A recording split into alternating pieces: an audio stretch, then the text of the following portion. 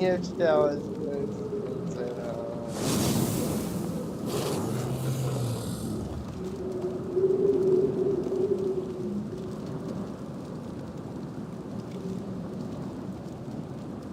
looks like it's working.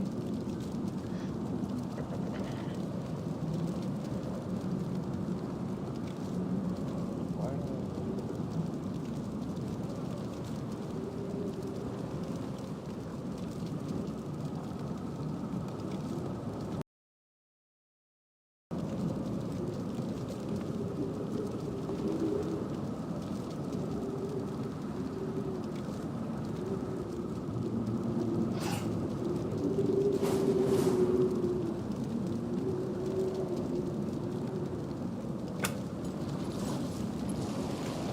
There is a vision being seen across Azeroth. A radiant song. We believe it's a warning, but we're unsure of its meaning. Meet me in Silithus. We must ask Azeroth's speaker what this vision means.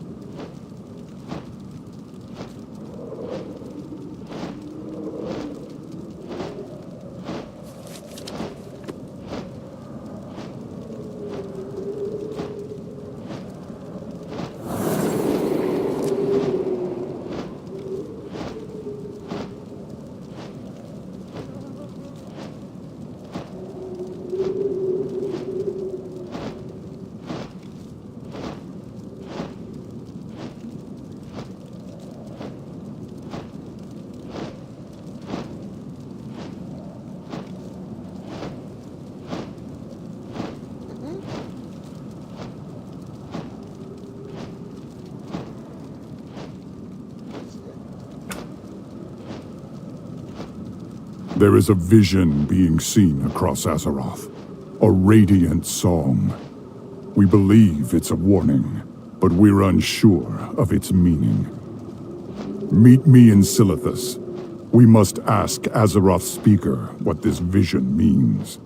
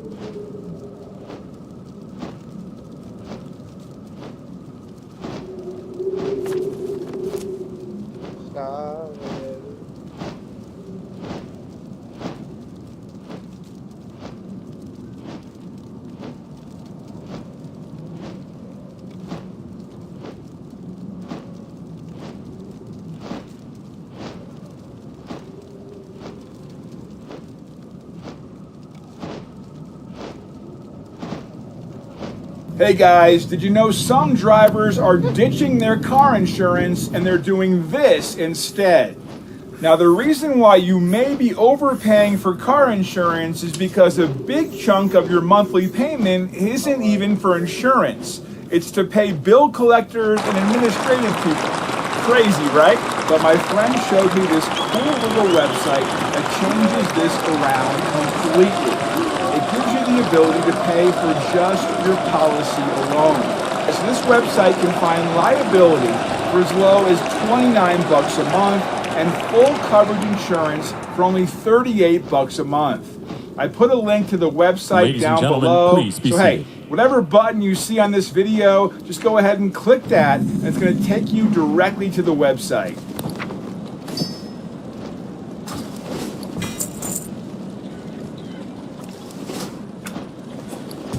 Most auto insurers love when you have 2 cars, and they love it even more when you have a driveway full, because they get to charge you more. At Elephant Insurance, we believe the more cars you have, the more you save. We call it the Elephant Multi-Car Discount. It's like buying in bulk, and you can save up to 25%. Please Take welcome control the of your chairman car of the Joint insurance. Congressional Quote Committee online on today Inaugural Ceremony, and see what you can the save Honorable Amy at Klobuchar. elephant.com.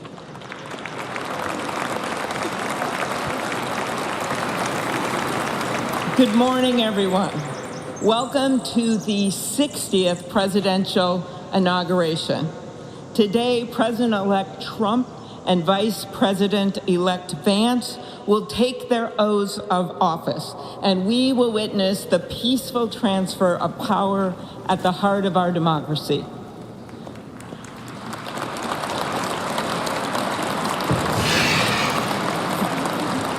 For the past year, I've chaired the inaugural ceremony committee, which includes the leadership of Congress from both parties.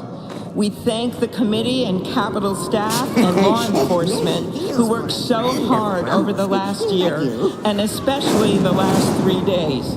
You've done a beautiful job, and you have shown grace under pressure.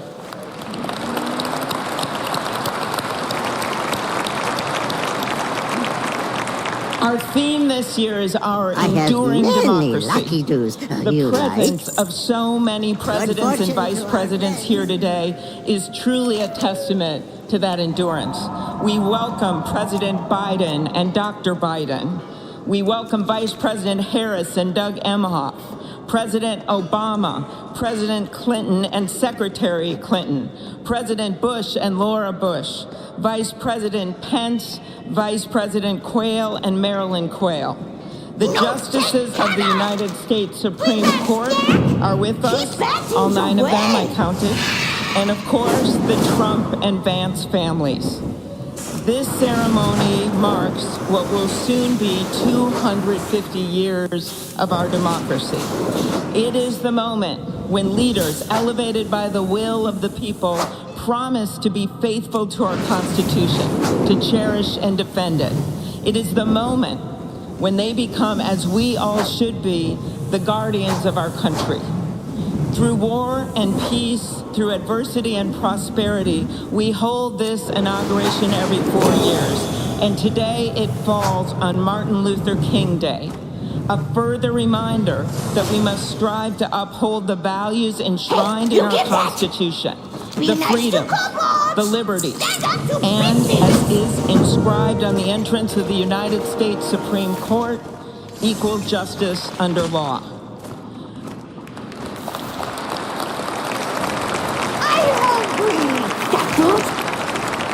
But what makes this moment more than a passing ceremony is all who are watching it across the country, the people of this nation, the ordinary people doing extraordinary things.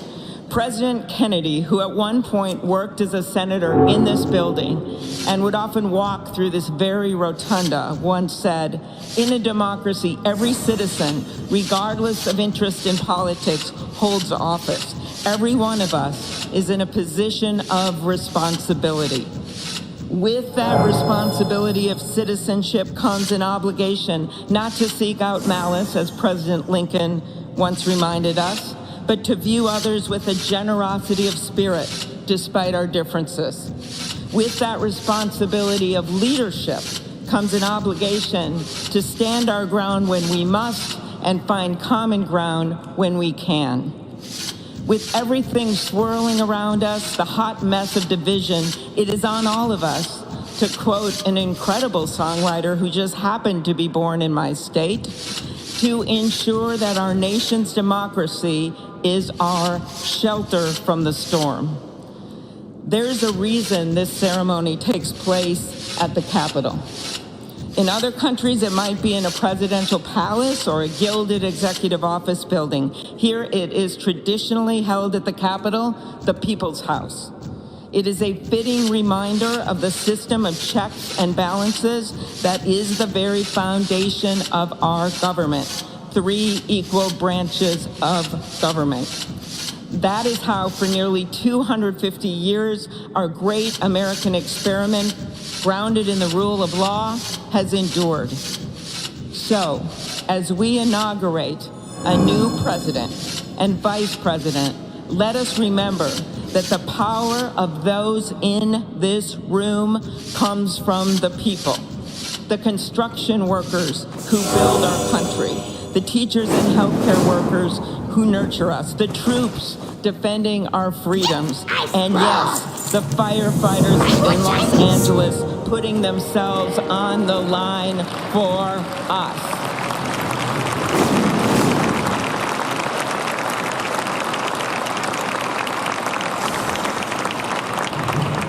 Our democracy's strength and grit must match theirs. May God bless our nation. Thank you.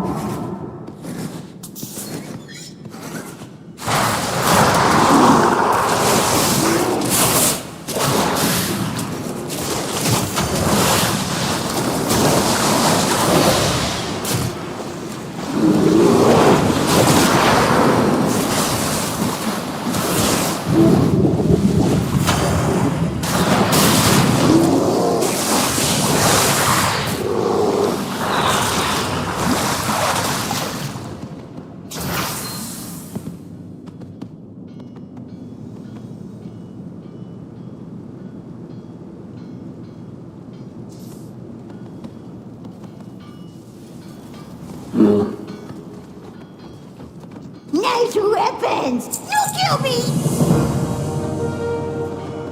You are acknowledged. Remain vigilant.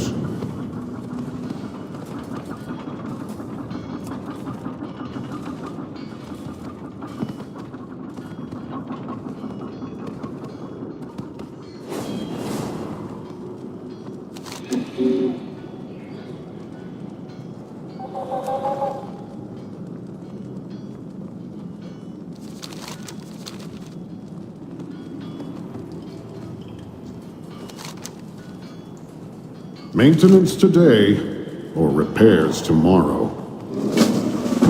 Time to fix things. Hope you brought tools.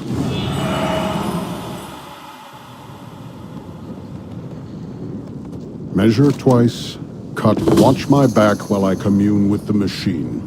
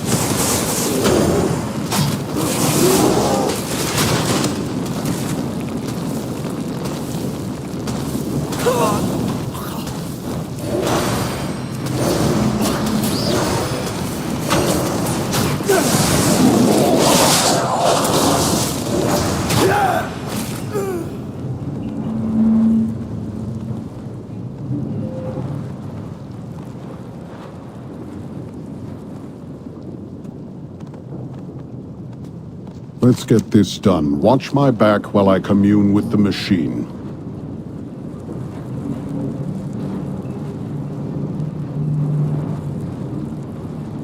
Measure twice, cut once.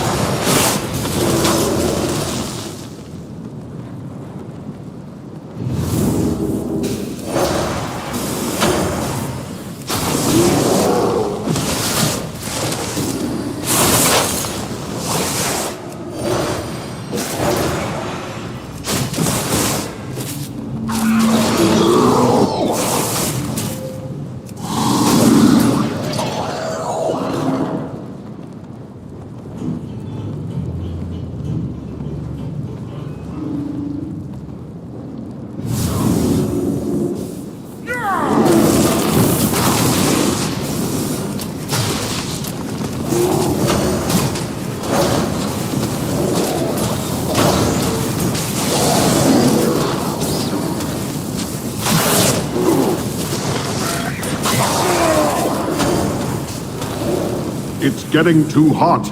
We're getting out of here.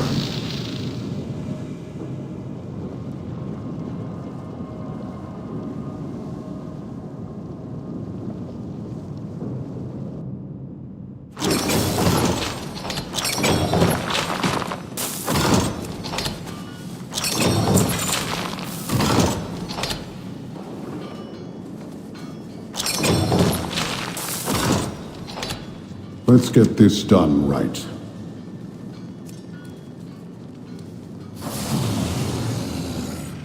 Stay safe out there.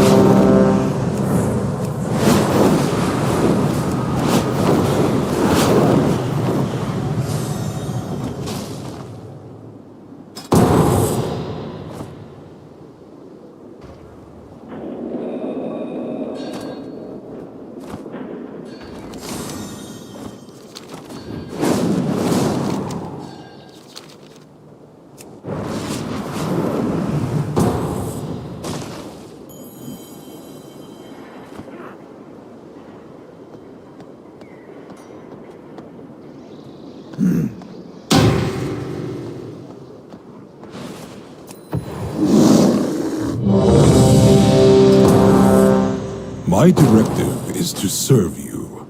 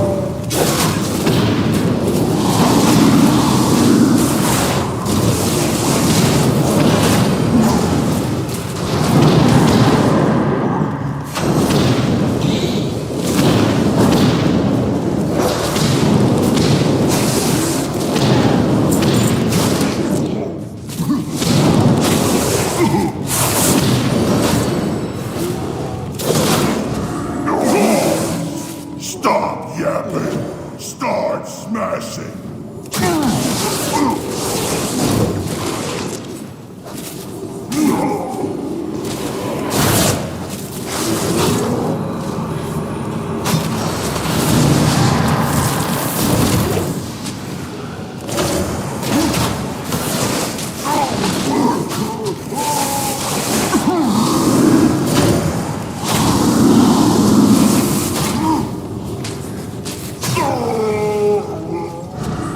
My slaves! Those were blood! I'll put you in check!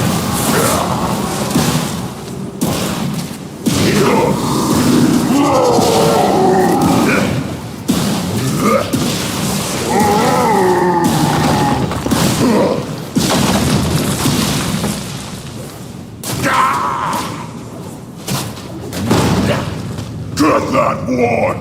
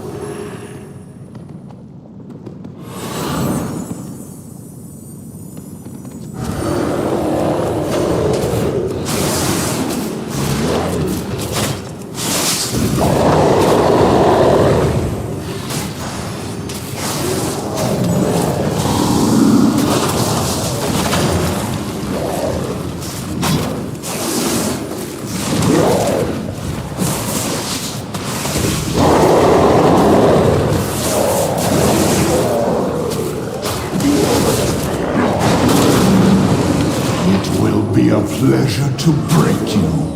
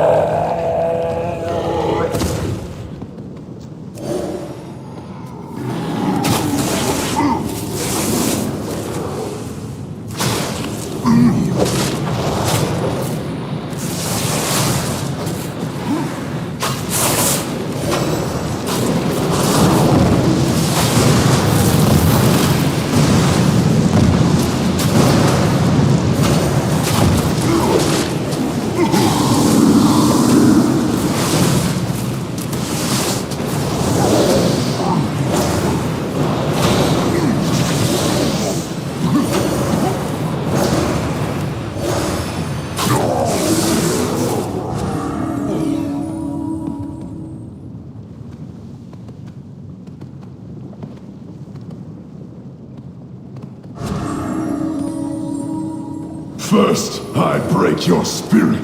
Then, I sell your future.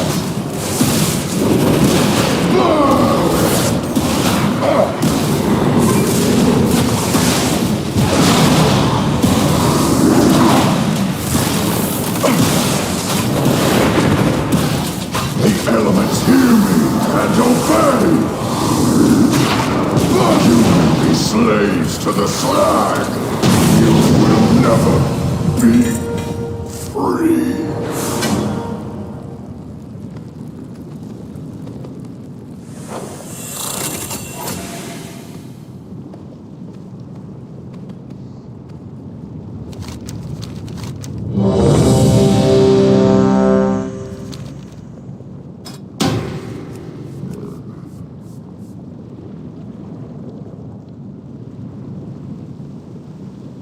I put it down.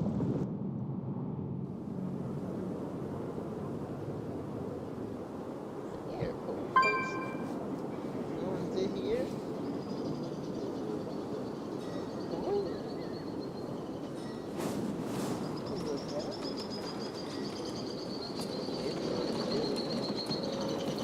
What brings you here?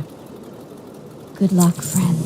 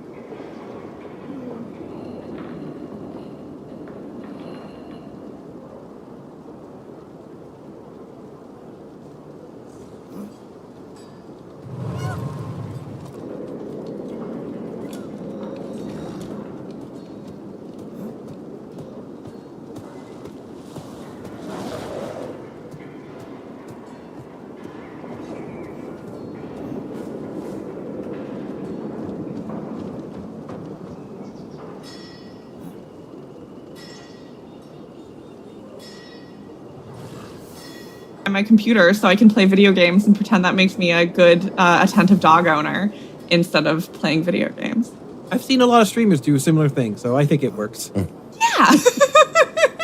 In this tweet, and I don't like it. So, introducing second, the role model himself, the Sultan of the Season, Sean. Hello, how are you? Hello, Manny. Hello, Lex. I'm really excited about Lex's new dog. Is this now a dog show? Oh, it'll be. Manny, you need to get a dog. I have a dog. You're just babysitting it.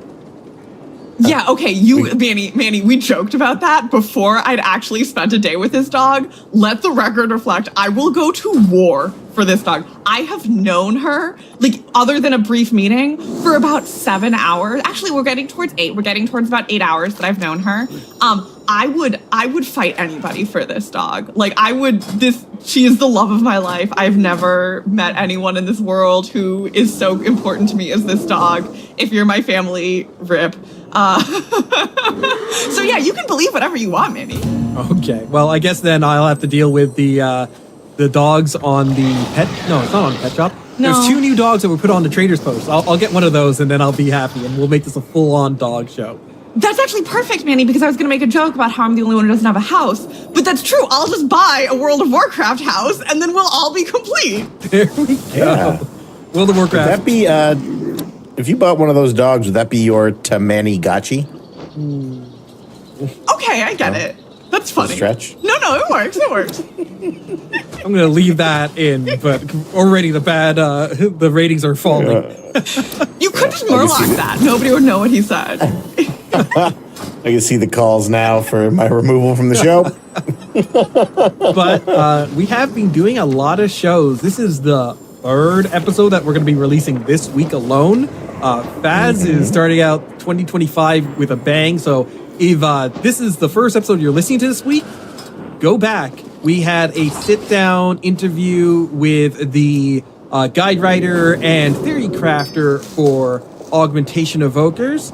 And We also had a episode where we just talked about the patch notes and our expectations of 11.1, and now we have got some hands-on time. Well, you know, it really is just like a day before the patch has come out, so even if you weren't buying a dog and bringing that home and acclimating the dog, we've had very little time with this patch, so I can understand that this is going to be mostly first impressions with the hands-on time.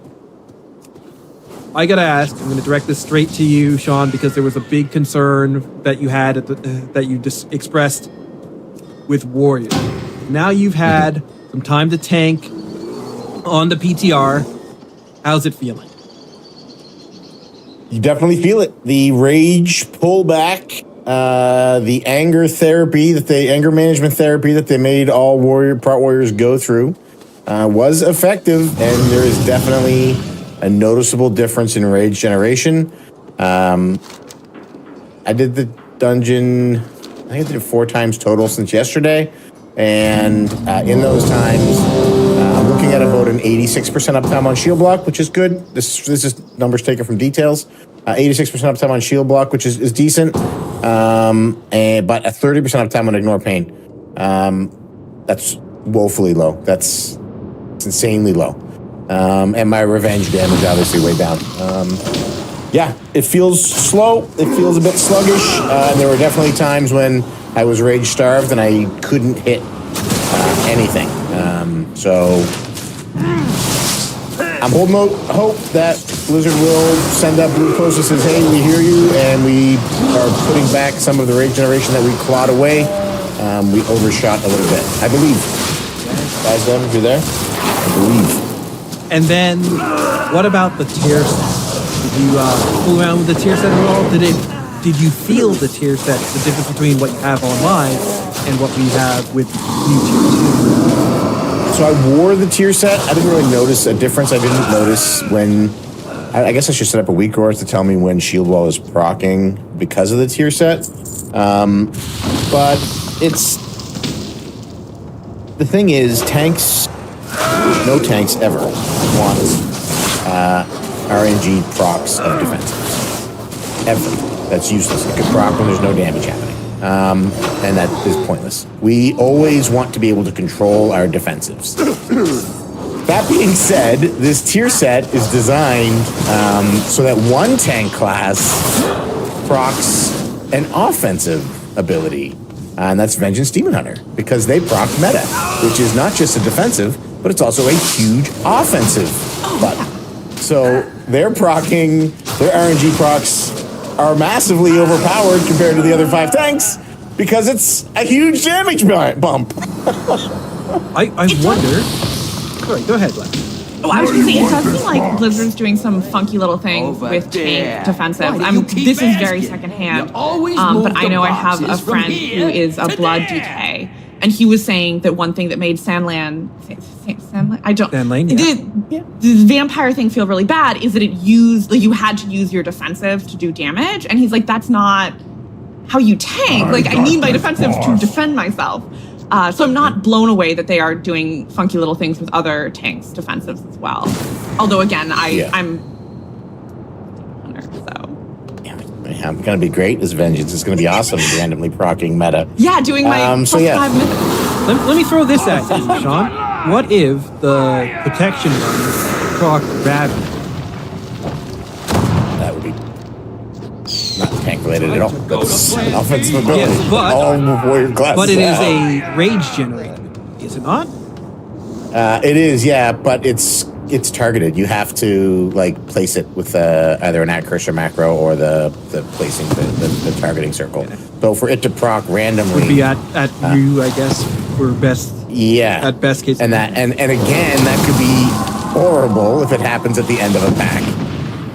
Because it's not going to follow you. It moves slowly towards the next pack you pull. It's not very fast. So it procs at the end of a pack, and then I jump to another pack, or we run to another pack. It's behind, whereas with meta, you're still probably going to have that meta up for a bit anyway. So what would you ask for?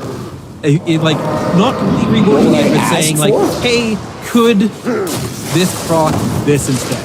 If you could like make that suggestion. I don't think we should have procs. I realize we're going to go into the season with it, and it's just going to be the reality that Vengeance is just going to have a superior gear set to all 5 other tanks. There's not, if you wanted to remain tank related, you want to proc a defensive, the only thing I could think to bring it in line is to change what you proc for Vengeance, but Vengeance only has 2 defensive. Yeah. It's got Demon Spikes, it's got Meta, and it's got Fiery Brand. You can't do Fiery Brand because it's a targeted spell on a mob. I guess you could do Demon Spikes, but that would then make Vengeance feel terrible. Like, that would be like, why? Oh, great, we get to proc Demon Spikes. Thanks. Well, and Demon Spikes is very rarely down. Like, it's down just enough. Like, I will say, I'm also kind of spoiled as a Demon Hunter because we have very low, even in DPS, we are very unprocky. So, like, it was very funky to me when I was finally playing with our tier set last year, because before that, Demon Hunter, like, before the tiers gave you the like occasionally that will reset. It was mechanical, right? Like everything was just you do these things in order, and then this comes out, and then this changes, and I personally really like that. I understand why that can feel boring to people. And I mean, also I was often getting like the floor wipe with me with the mage's damage numbers and things like that, like the higher proc ones, because they get really good proc, and all of a sudden they're flying high. But I mean, I really like Demon Hunter personally because I don't have to worry about like, you know, what's glowing on my keyboard or my hotkeys at any given moment. And I think especially for tanks with Bright, it's one thing with it's one thing with DPS when, you know, it's fun to have that excitement. If you're tanking, you need to be able to keep things under control. You need to be able to say, okay, this next pack is going to be really rough, and I have to be able to pull a lot of damage and be okay with that. I guess maybe you could change it to random. And this I don't know. I'm not a dev. I don't know the ins and outs of it, and I'm not a theory crafter. If you changed it maybe from procking that ability to procking random cooldowns of an ability, which still kind of sucks, but come on, swine! It's a little better. You maintain control of your ability, so. A random CDR proc maybe for all, like switching to that across the board for all tanks. Like you still have it be meta, still have it be shield wall, and it's just like proc a random extra, 15 seconds off your cooldown. Well, I might suggest whatever ability it currently procs, it gives an extra charge to, and when it procs, it refunds a charge. So you would then want to keep one charge on cooldown. You would always have it for when you really want it, but then proc, hey, I get a second one. And now you can use it when you need it, take it into the next pack if you want to hold it, that sort of thing. So you still maintain control, but it's still got the RNG with the Glagio casino thing, so they still want some sort of proc. At least you could hold that proc until you're like, hey, I can use it. Be a little bit more free with the next one. If they say, if you want to boost it from there, it's just like, the next time you would use it, it's free. Yeah, maybe. I don't know how I feel about that. I think that gets difficult to juggle. Let him have it, boys! Like, could I now then be sitting on 2 procs of meta that I could just run back to back? What happens if I get another proc while I have a free stack? I don't know. Then it would be wasted. Yes, like it's. So then you're still sending it when you don't want it.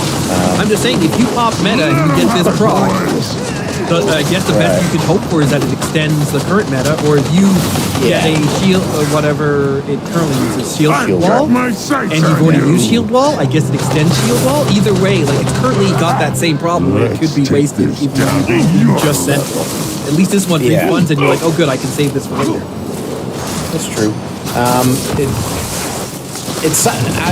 like the idea that we're in a casino, and that's why the tier sets are like this sort of gambling-esque, insurance, and we've got the hot streak or the win streak for DPS.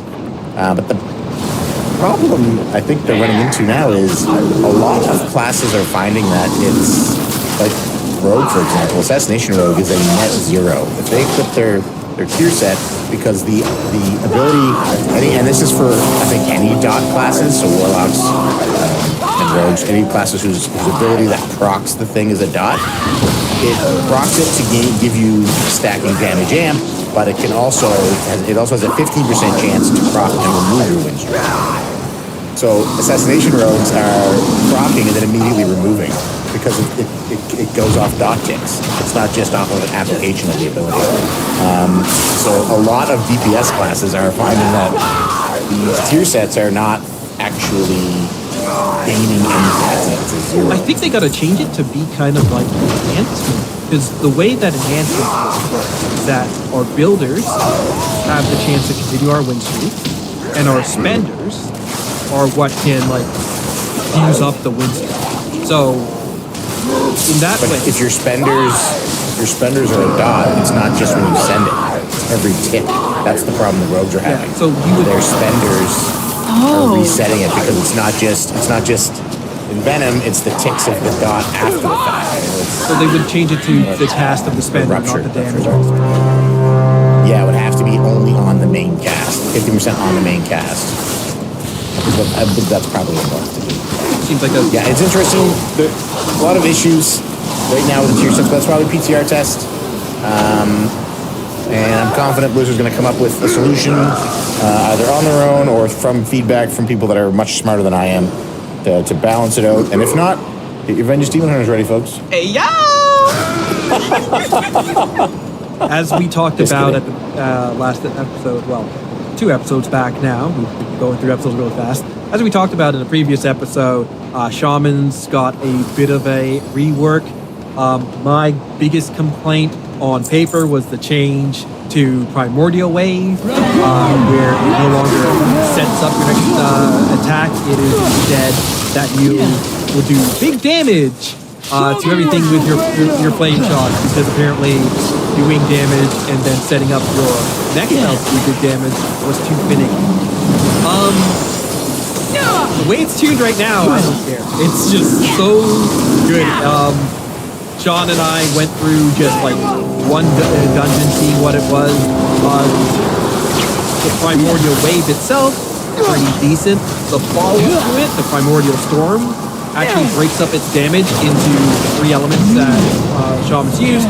So there's like a fire, a frost, and a nature damage. And when you put all those together, it is the second highest damage I was doing on the slice. Obviously, I don't have a new APL or stuff. Maybe I could be doing this better. But it is a high damage ability that has enough snap burst damage that I was actually able to pull threat off of you one time with the new tank modifier.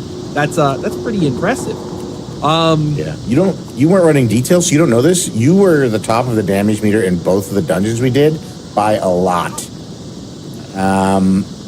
I don't see a world where this doesn't get done. Oh, I do. I think we should keep it. I think that's exactly how it should be. Shamans are struggling to stay on meta, right? Like, nobody plays a shaman right now. Yeah. Manny named his character on the PTR the Carry, and then came in and like obliterated the meters. Oh no! There's zero chance, because shamans are already in enhancement shamans are already right now in season 1 incredibly strong in Mythic Plus. They're better in season 2.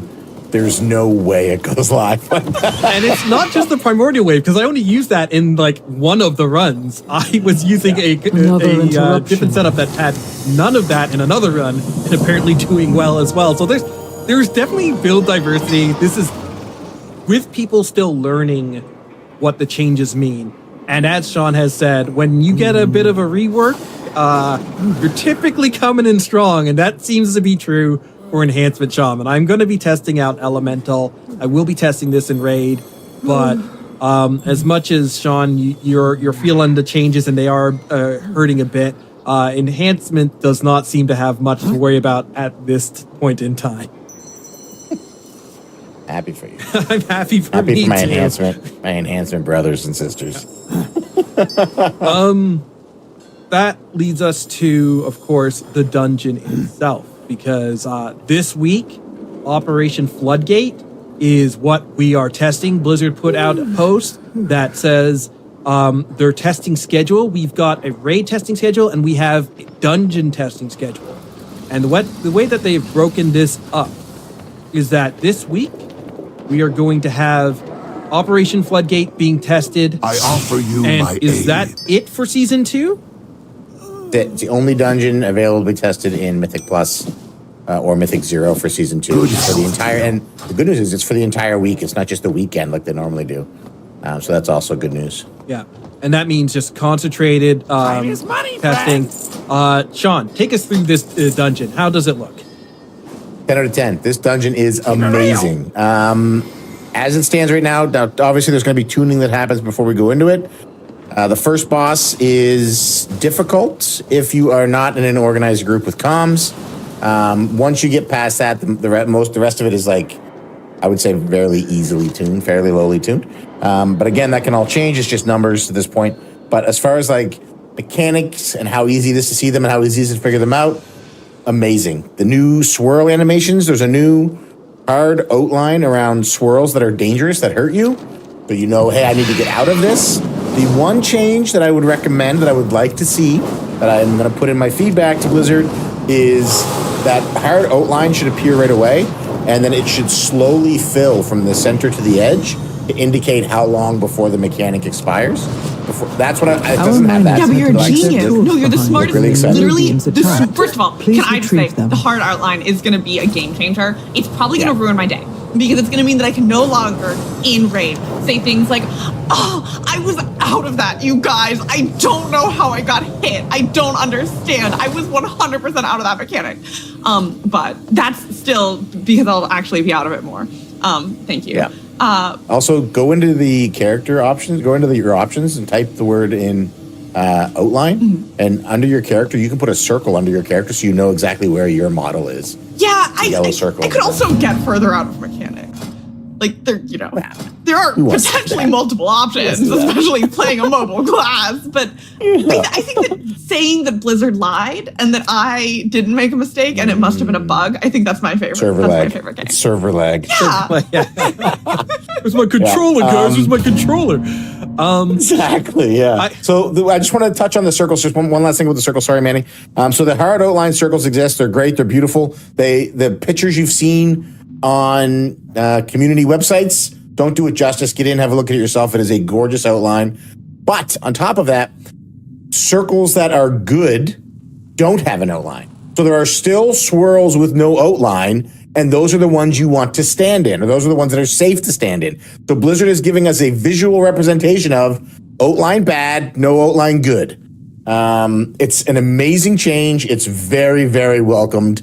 I can't wait. I hope the raid has it as well. I hope every dungeon that they bring back into Mythic Plus rotation as they upgrade the graphics, they do that, including your visual timer. Blizzard is trying to make the game easier to read without all these weak ores, especially in raid where they're going to be clawing back on the power of add-ons. So just the clear presentation is great. I want this in PvP, so when you have an enemy and they drop Death and Decay, exact outline. I do want to say and underscore what you just put. We'll count this as your just a tip for the episode. But having your outline active means that when your raid leader asks you to stack and stuff, you can tell that you're stacking because your circle will be there. Pixel stacking becomes a lot easier when you know, oh, my circle's off of where I'm supposed to be the marker. It just makes it easier for you to at a glance do it without anything added. So I like it. Maybe start putting it in my default, guys. Just make that your default behavior. And that's great. So 4 bosses in here. First boss you're saying is the hardest. The trash itself goes through different phases. I will say that the most memorable trash is right after the third boss. You go down into the dam itself, and as soon as you climb up out of the water, there is one of those fish creatures that just comes in named Bubbles, and You have to fight Bubbles. I kind of wish Bubbles got away just so he could come back later. But he is the instance where we saw the circles of, hey, we should stand in those because those don't have the outline. And yeah, like it's a good dungeon that has the goblin character, but doesn't seem as cartoony. Like they don't seem like a joke. It's still definitively Warcraft goblins, but they don't seem like a joke. And if you can do that with like these guys who don't really talk, they're just adversaries, that's just a dungeon slice, that's really good. Yeah. I loved it. And the trash was fun. There's a neat mechanic with a guy who gets on scaffolding, which gives him a 90% damage reduction. So he's above you. You can't hit him. He takes 90% less damage. You have to break his scaffolding to bring him down. It's so much more elegant than just a simple absorb shield on the character. Lex, I think you're really going to like it because it's also really bright and really colorful. Ooh, you know how I feel about that. I do, yeah. It's very exciting. I will admit that I haven't really been reading a lot of the news because I've been traveling and then getting a dog. So I'm learning all of this in real time, and I'm very excited. I think Blizzard's being really clever about like how they do those mechanics. So like, yeah, the scaffolding is great because it is immediately visually like striking. You're like, okay, got to break down that scaffolding. I love the fact that these like builders, they have a ability that'll root you, and it's them shooting nail gun. So you get nailed down to the ground. They have all of these abilities that work in ways where as soon as you learn how it works, you can do a lot better with the mechanics, even without any kind of weak ore. So people have been complaining about the big bots that will put out the shredder saws. There's these wheel saws that will like immediately start dealing damage. The trick to them is that as soon as they start casting them, move out of the area that you're in, the saw will come up where you were standing when they started casting them. For extra points, everybody stack on the tank and then move together. I know this is maybe too much to ask from people, but it makes things so much easier because the enemy will fall up with a flamethrower that will cause them to pick a direction, shoot the flamethrower, and then rotate either clockwise or counterclockwise. And if you don't have 4 different saws to avoid because you put them all in one place, it's absolute cakewalk. And that's what the dungeon is. Get the mechanic and breeze through it. Yeah. Stacking on the tank means stacking on the tank. It doesn't mean standing to the left 5 feet, and it doesn't mean standing behind the tank. It means get on the tank. If I say stack on the tank and we're going to move left, and you decide I'm going to stand just to the left, because if I can't see my character animations, I'm pretty sure my character's not doing the spells, you basically are screwing everyone else. And then we have to go the other direction. And then you wonder why we're taking damage that we shouldn't. Stack means stack. Get on top of me. Yeah, but Sean, I lived through COVID-19, and if we don't have 6 feet of space, I'm going to infect you guys. Yeah, but if you lead it, everybody walks onto your saw and takes the damage. It's so bad. Yeah. Lex, you can infect me. It's better than having my body cut in half by these giant buzzsaws. Oh, Valentine's is next month, guys. But moving on from that, we have, of course, this story. And like I was saying, in the dungeon, goblins come across really well. In the story, they've done a good job.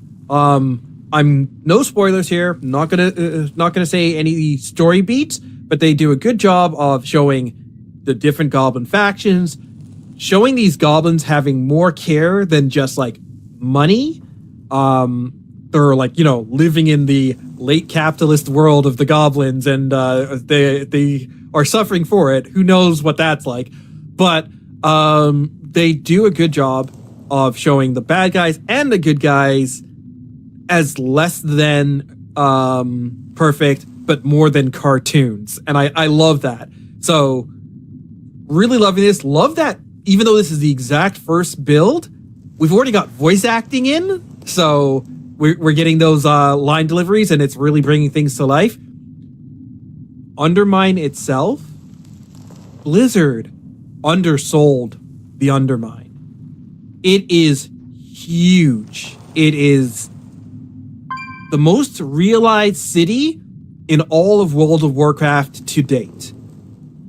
More than Suramar, more than obviously Dalaran is an old city, and they've done good things with other cities.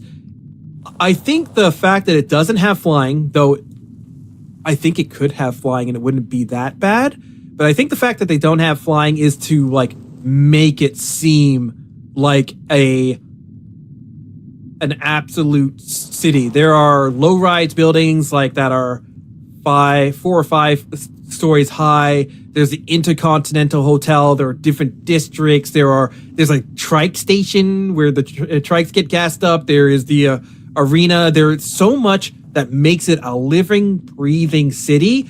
Our peers are going to go nuts in here. The train station alone, or not even the train station, the rocket station, where you have all these different rockets that could lead to different places, and you come through one, but there's 4 other rockets, and where do those lead? And we know where one other one leads. I'm not sure if it's coming up in the story or not, from what I've played, but like, absolutely fantastic. I think that the world builders have outdone themselves. There's so much that you can just learn from looking around. And if you guys want to go back to episode 300, where we like spoke with 2 Warcraft developers and how they were saying how they want to show the story, that's coming through in spades here. I do think that World of Warcraft city design tends to be like surprisingly good. I think this is one thing that I really took out of my RP days, because we'd spend so much time like in the cities looking for weird little hidden rooms that you could role play in and like turn into something else.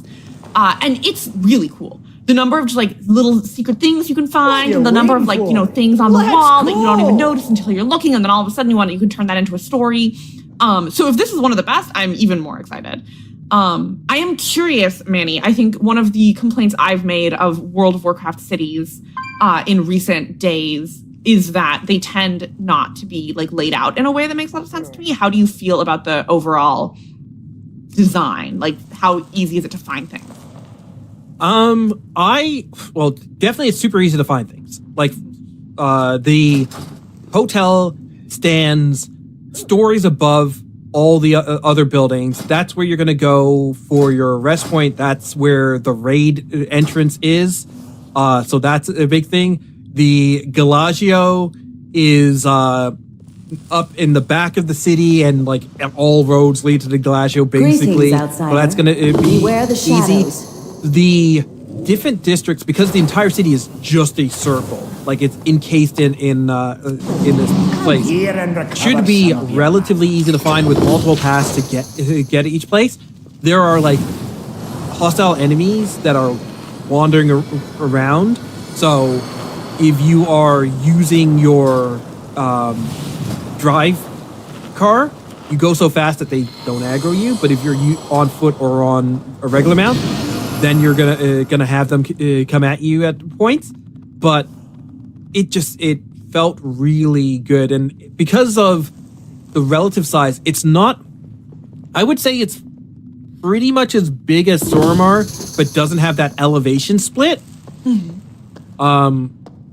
Might be a bit smaller in Suramar. So getting around, I don't think it's going to be that much of an issue. With the speeds that we're saying we can go on the drive system, you're gonna get from one end of the town to the other super fast. So I don't think that this is an issue of taking too long to get around or getting lost within the city. Were you guys able to ride on this little really tough motorcycle? They are. I haven't seen a motorcycle. They have always been hot rods for the cars. But I will say one thing that I thought was absolutely gorgeous, though, was that all buildings were beautiful. I have not seen a single building that has been copied from one place to the next, and I think that's unheard of. Yeah. Now, apparently, I don't know what a girly car. Okay, is that what you're trying to tell me?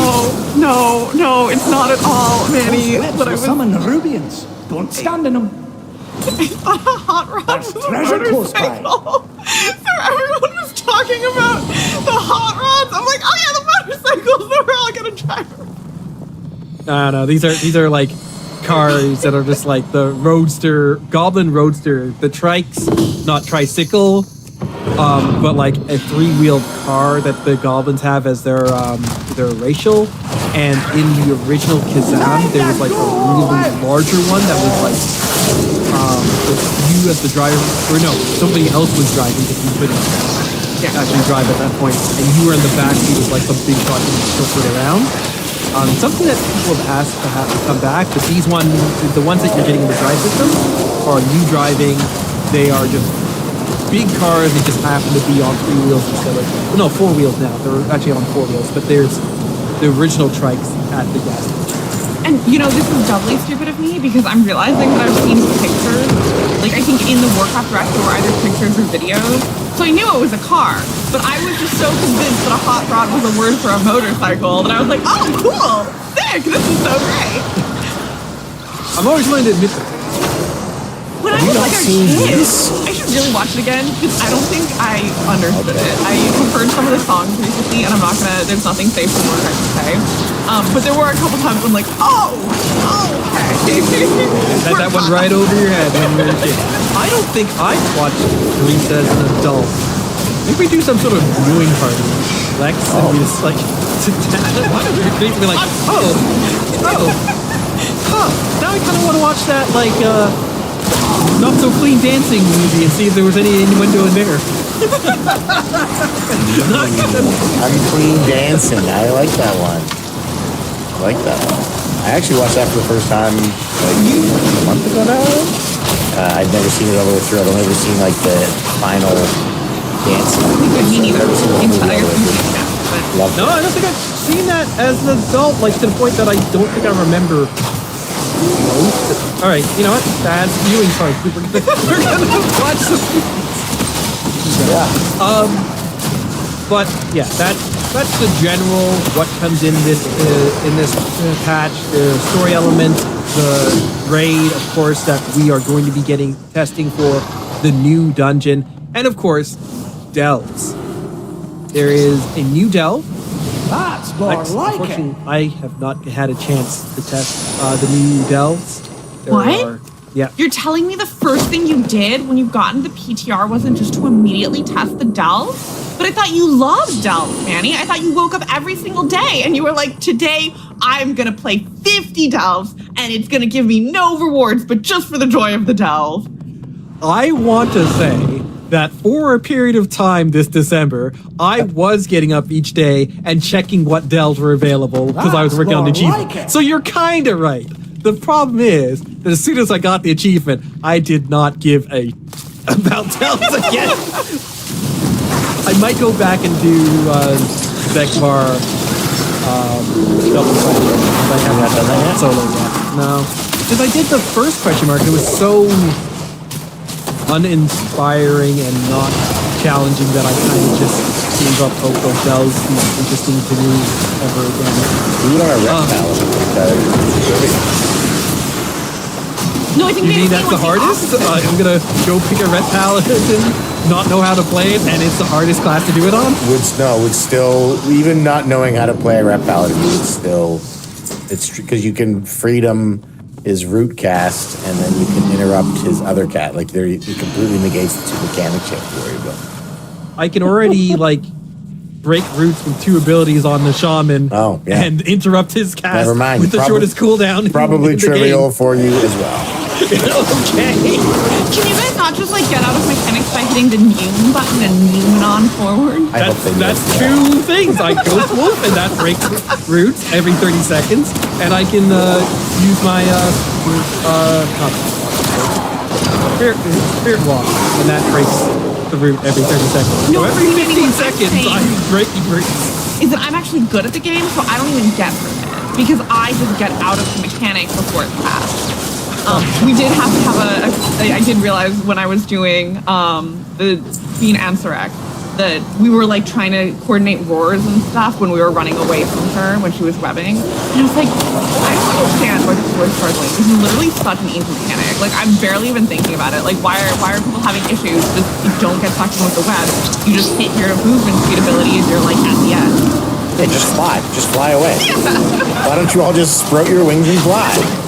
Rex is over there giving them the old father. Oh my god. I'm still picturing Lex on Frieza, but she is being such a sarcastic right now. Yeah. And I forgot she switched to Steven. 2025, everything old is new again.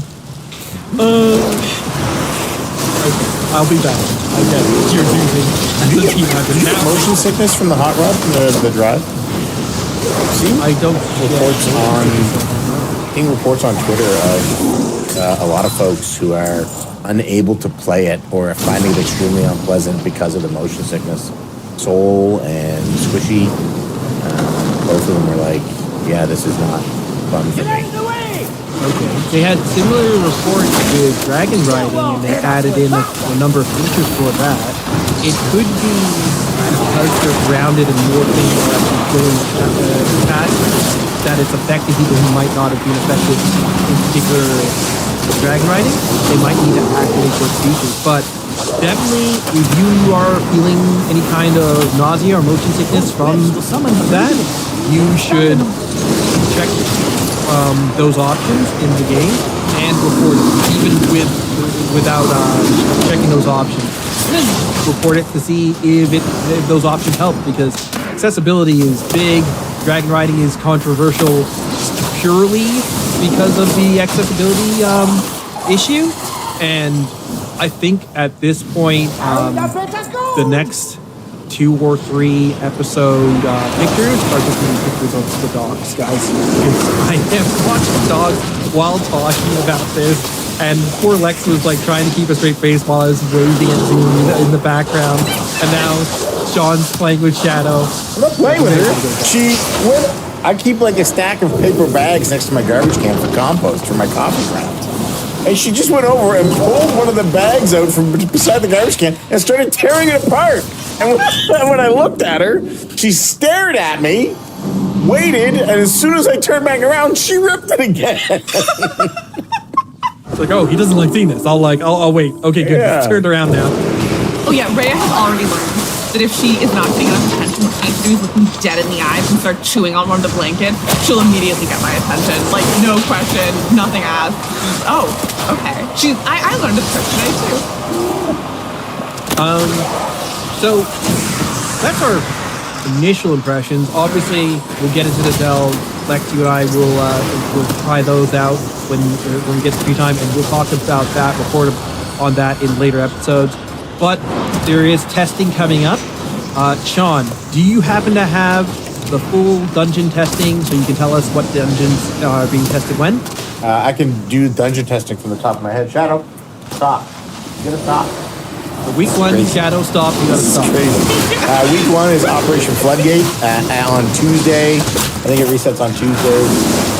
So next week it'll be Right off the top of your head. the 4 War Within dungeons are next week. The week after that is the 3. You probably can't hear me over the sound of this paper bag being torn apart. The week after that is the 3 Legacy dungeons. The week after that is the 4 War Within plus Operation Floodgate. And the week after that, I think, is the 3 Legacy plus Operation Floodgate. And then the week after that, it's all of them.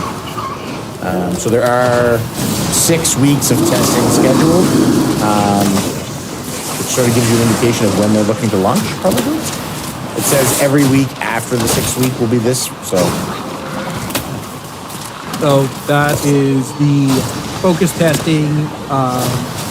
You'll get to go through that. There have been a lot of data mine changes to the War Within dungeons that have been coming out over the holiday season. In fact, the Rookery seems to be getting a lot of changes that make it seem like those bosses aren't going to act anywhere like what we used to have. A lot more focus on AoE damage and avoiding stuff. So we'll get our hands on and we'll report back about those. Now, for the raid testing, because there has been raid testing that has been put out. Sean, do you happen to have that? Yeah, the raid testing schedule. So this Friday, January 10th, we are testing Heroic Styx Bunk Junker. On Thursday, January 16th, we are testing Bexy and the Gear Grinders, then the Cauldron of Carnage, and then Rick Reverb. Then Friday, January 17th, we are testing Sprocketmonger Lock and Stock, One Arm Bandit, Muggsy Heads of Security, and this is all heroic. And then on normal, we'll have the full raid except for Galliux starting that weekend, Friday to Monday. And then the Mythic raid testing is on Friday, January 24th. We have scheduled 4 bosses on one day, which is Styx, Bunk Junker, Sprocketmonger, Lock and Stock, One Arm Bandit, and Muggsy, and then LFR after that.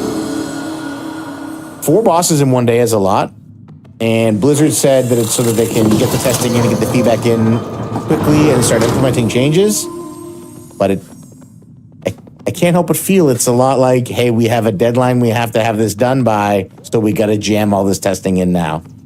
I think it's weird that one day has only a single boss.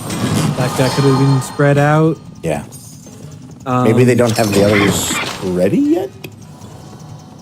Which goes towards the, rushing towards a release point. In terms of, releases that we've got recently, I've noticed, a couple of slip-ups making it through to live more frequently. Small things like grammatical mistakes or stuff that might have been caught with a little more feedback. Seems like a double-edged sword, because, I like the cadence of stuff. I like seeing this thing being at 7 weeks or more out, because there's no way it releases on the week that they're testing, and we've got 6 weeks worth of testing. So I expect a release candidate to be coming out the week after testing has been done, and then probably see the actual release announced for 2 weeks after that. So we are looking end of February, I think. Let's see here. We have testing starting this week. There are 4 more weeks left in January if you include this week. That means that the testing running through till the middle Our of miners February. had to leave their tools behind when the Nerubians attacked. Release Please client, retrieve them. earliest I would say a release client would hit is the week following.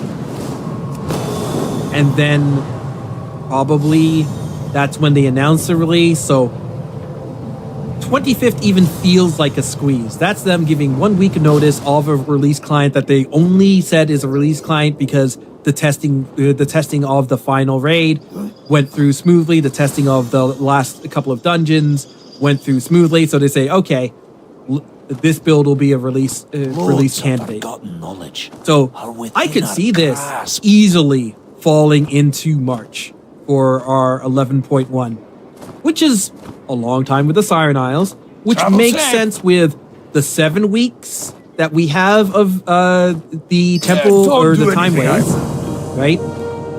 That's going through right now. Are you guys happy with that? Do you think that's going to give them enough time to polish? Do you think that's too slow? Let's start with your opinion first. Oh, I would always rather they take extra time. I would always take more downtime. Just because I would rather the game be good and complete. I'm well on record saying that I'm really scared that they're pushing too hard. And so far I haven't seen major errors with that, but that's sort of the type of thing that inherently becomes if you don't have the man hours, you don't have the man hours. The human hours, excuse me. So I want them to take however long it takes. I want the old Blizzard of it's pushed when it's pushed. You guys will get your game. Don't worry about it. Chill out. It'll happen. It's fine. Sean? Yeah. What do you think about this timeline? Too quick? Too early? When would you prefer for this to come out? I think it's way too quick. I think we're gonna get a launch on February 25th of the patch with the raid starting March 4th. And I really hope I'm wrong, because that seems really, really fast. there's still only 700-ish guilds that have killed Ansarek. There's over 2,000 stuck at 4 of 8. This is mythic numbers. So I'm just worried that it's too fast. And my concern with it being too fast is that things will launch in a not great state. This is a very different team, and I understand this team is having very big issues maintaining staff. So I'm not saying this is necessarily one-to-one, but I will say as a Rumble girly, I am growing increasingly concerned with Blizzard's standards of acceptable releases. Rumble is busted. Like, it's fine, it's playable, but like there's like 3 new bugs a week, I swear to God, and most of them don't get fixed. And I do again understand that the Rumble team is really, really struggling. I know they've had layoffs and they've had people quit, and I've heard rumors that the community manager is going through chemo right now, which, if so, sending so much love. Like, take care of yourself, do well. But I have also really never seen a mobile game tolerate this much badness. Okay. And I am concerned that that's a sign of what, like, Blizzard under Microsoft is willing to take accept. a look. But it's also a very different team. So I could also be dooming. We are 17 weeks or 18 weeks into this season. And people have been dooming, not what are you looking just for? about Rumble, but about Mythic Plus. Sean, you're talking about how few people have been able to push through on the Mythic level raid. And you had some numbers about how everything was shaking out in terms of participation this season. Mm-hmm. So tell us a little bit about like where things stand and how they compare to previous seasons. So this is just raid numbers, and this was from 2 days ago, I think. So they will have changed a little, but it's a comparison of the first boss kills after 17 weeks and the last boss kills after 17 weeks of all raids back to BFA season 1. With this isn't the lowest season, so the number of guilds that had killed after 17 weeks, last boss for this season is 615. For Dragonflight Season 3 was 631, so pretty close. For Sepulchre of the first ones was 361. And then it fluctuates from there. All of the rest of them are like around 900. Well, not all of them, but there's only 2 that are lower. So just the 361, and then 516 was lower for BFA Season 3 for N'Zoth. Every other season is higher. BFA Season 1 had almost 1,300 killed at this point. But I think the biggest concerning thing, so it's a less number of boss kills, which is concerning. You want the Mythic raid to be healthy. The number that concerns me the most, though, is the completion rate, which is number of guilds with a kill in the first boss kill compared to last boss kill. We only 9.6% of guilds who have killed the first boss in Mythic have killed the final boss in Mythic. And that is not the lowest. There are lower percentages. BFA Season 2 was lower at 6%. Season 1 was 8.3%. So a lot of seasons are lower percentage-wise, but we were seeing a trend of more kills coming in, and then it's falling off here right now. Because if you look at Dragonflight, at this same point in Dragonflight, it was Season 1 was 12%, Season 2 was 17%, Season 3 was 11%, had killed teams of kill completion rate, raid completion rate. This is just guild numbers. This isn't bugs. So it worries me, right? The Mythic raid scene needs to be healthy. It should never shift to being just for Hall of Fame raiders and World First raiders. And I mean, this is a direct reflection, in my opinion, of, again, this is just an opinion, but this is a direct reflection of that difficulty spike and the design, the specific boss design of Brood Twister Ovanax in the middle of the raid, being a giant wall for teams that requires, hard stop, requires use of an external weak aura to complete. We cannot have that. And Blizzard's out here give an interview saying we're going to claw back on what weak auras can do, and we're going to design better bosses. It's the third tier in a row they've told us that. And it's the third tier in a row where we have a hard stop at a boss that requires weak cores. We absolutely cannot have an open axe wall next tier, and we absolutely cannot have any bosses that require a weak core to calculate mechanics for us. Sorry. That's probably not where we wanted to end the show on, but I think that it puts the importance of this next season into perspective, because we already have the questions about Mythic Plus and how much they need to hit Mythic Plus well. The Overnext boss is a question as well. I am looking not just against all the seasons, but really against first seasons in previous expansions. And the completion rate in that regards is not horrible. It is better than BFA Season 1, and I don't know what the hard stop boss was there. I don't believe I remember there being one. I didn't raid that season, so I don't know. I'm looking at Shadowlands Season 1, and again, that's looking as a healthier completion at this point, where Shadowlands Season 1 and Shadowlands being Shadowlands, but 17 weeks in, I don't think it had that reputation yet.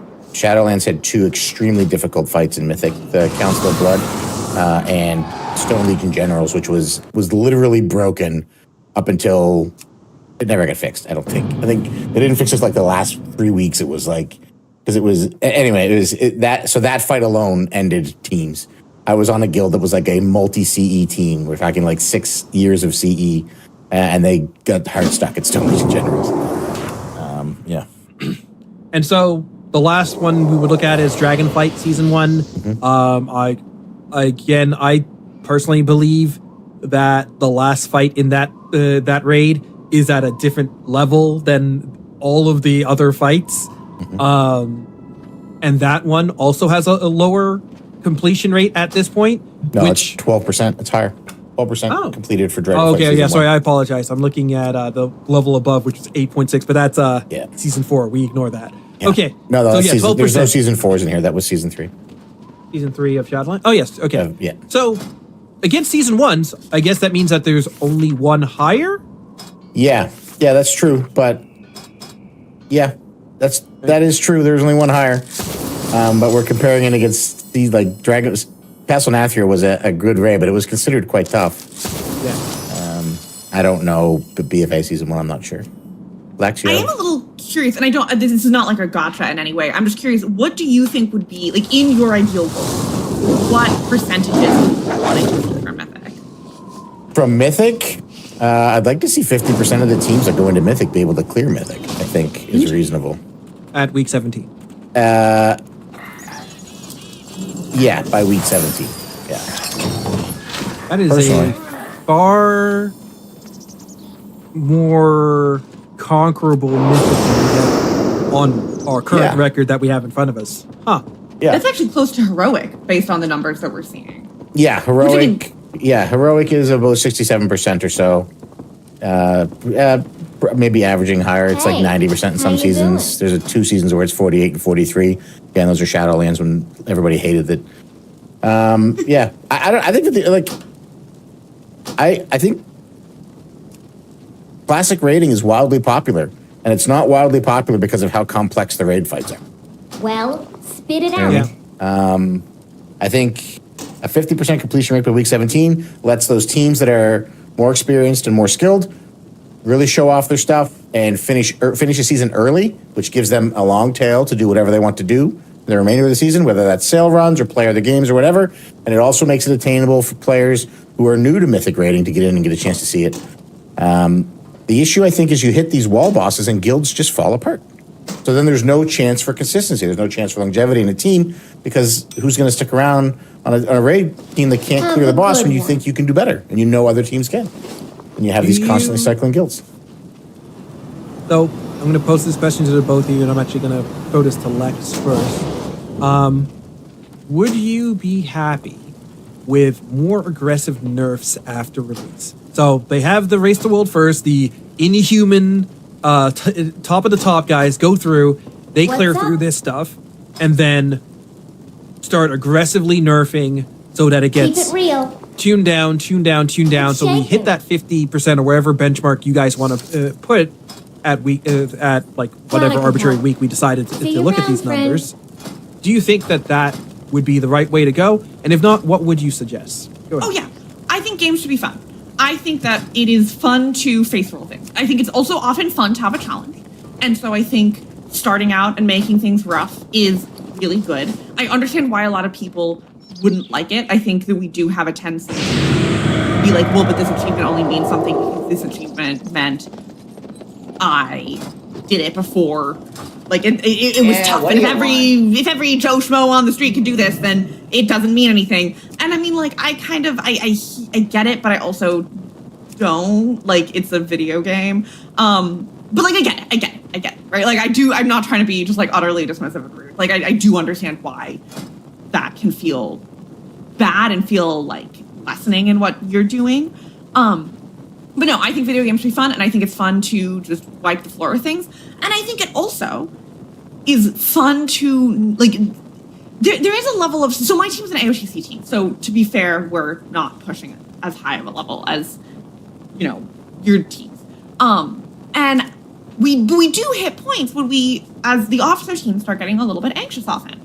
And we're like, oh my, like, what do we do? Do we need to start sitting people so that we can just make sure that some people get AOTC? And like, to be fair, we finished AOTC with, now it's looking like potentially 3 months left to go. So we stressed a little early. But like, what needs to happen? Do we need to start considering like pulling people off the team, really aggressively coaching people, having conversations about like, what's going to happen? We need you to start stepping up, things like that. And it would be nice to not have to do that, right? To just know, like, okay, but it's going to be okay, right? Like, at the end of the day, it's going to be fine. We're going to get it, and we don't have to worry, and nobody has to sit. And if the team is really struggling, and I mean, it would also mean that, like, we would worry less about carrying people, right? Like, if, again, you know, at the end of the day, like, yeah, we can totally bring in your friend who's been playing World of Warcraft for 2 weeks. And it'll be rough, but it's okay because it's going to work out in the end.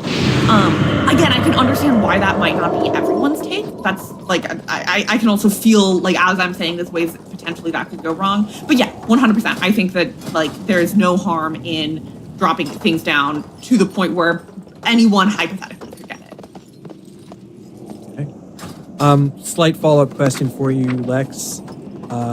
If you wanted those changes to come in a particular time, do you think that, hey, once the Hall of Fame is like, so once World First is done, they start doing nerfs. Once Hall of Fame is filled, they start nerfing even harder. Do you feel like that would be a fair thing, so people who got Hall of Fame can have their sort of level of prestige? People who get World First or that first top 5 can count that as their level of prestige? I would say probably a little later. I think I would say maybe like you start doing really progressive nerfs within like a month to maybe a month and a half before the patch ends. So you get like you give people a genuine opportunity to push and try. And then you kind of do the like, okay, but it's okay. You know, the, I don't know, very millennial of me, but the participation trophy at that point. I don't think that we should be nerfing too early because there is also a real joy and challenge, right? If we started, and I guess to be fair, again, I'm talking AOTC. So I'm not at all, and I'm also not thinking about things like esports and people whose job is World of Warcraft, and like that's all a whole other layer of complication. But like, ultimately, I'd always rather get the achievement when it's hard, right? Because that's more fun. And the moment that it works out is more exciting. I just think it would feel better if, yeah, like there was a sort of like in the back of your mind, you can kind of keep like, okay, but it's going to be fine in the end. Like, yeah, like if I can't get it, like getting it is going to be a big power push and I'm going to feel so good about myself. But it's not like I'm going to feel terrible if I wait. Can I lighten that coin purse up for you? All right, so Sean, I'll give you your chance to answer those questions. Let me know if you need me to repeat them. Yeah, I like the nerf like the nerf after the race to world first, nerf after Hall of Fame closes, but I think you got to have aggressive adjustments in between there. You can't, if we wait 5 months, so Lex says wait till the last month, then hit your heavy nerfs. You wait 5 months, you're going to lose guilds. I think we need to create a better player environment. The way to do that is to like make it so that these teams have a chance to get together, to succeed together, to stay together, and build some longevity. So we don't have people that are jumping guild to guild every tier or every 2 tiers, and teams that are falling apart every tier or 2 tiers because they hit a wall boss they can't kill or they hit a weak ore boss they can't get by. So I think, yeah, I don't know. Once Hall of Fame closes, what are you really playing for anyway? Like, the Hall of Fame's closed. I got to tell you, it doesn't matter if you're world rank 1,000 or 1,500. It's good to have a personal goal, but then just it would just shit. Like, you're still gonna have to be competing against other people. Can you hear the squeaking behind me? Can you hear Shadow squeaking behind me? I'm very dog obsessed. There will be no edits for this episode. I think 2025 is the acapella phase. Yeah. Well, make sure you cut out the part where I yell at my dog for chewing on a bag. Okay. No, that's going into the pre-show. We already said that. Yeah, I don't know, man. I'm not saying the raid has to be a pushover. I'm not saying tune mythic like heroic, but I don't think there's any reason that we have to have, less than 1,000 guilds kill a final boss of a team. Like, that's 20 people per guild. That's what? I'm bad at math. And that's with Naruba Refinery being like a steady, baked-in nerf as well. Like, Overnax it's not a damage and healing issue. It's a mechanics issue, and it's 100% the design. Like, it's not an ideal design. That is actually, I guess, a fair point, though. I wonder how the mythic nerfs would even occur, because I feel like, I mean, to be fair, we attempted mythic very briefly. I want to say Shadowlands Season 3, but like only for a few bosses. I could be utterly tripping. I don't even remember which bosses we did. It was like one season, and it was the officers being like, we're not doing that again. Right. And a lot of it was because it did feel like it was just so if you are not on every single mechanic and you miss them, you like, it's done. Everyone is screwed. We're all wiping. Have a good day. Congratulations. You're failing.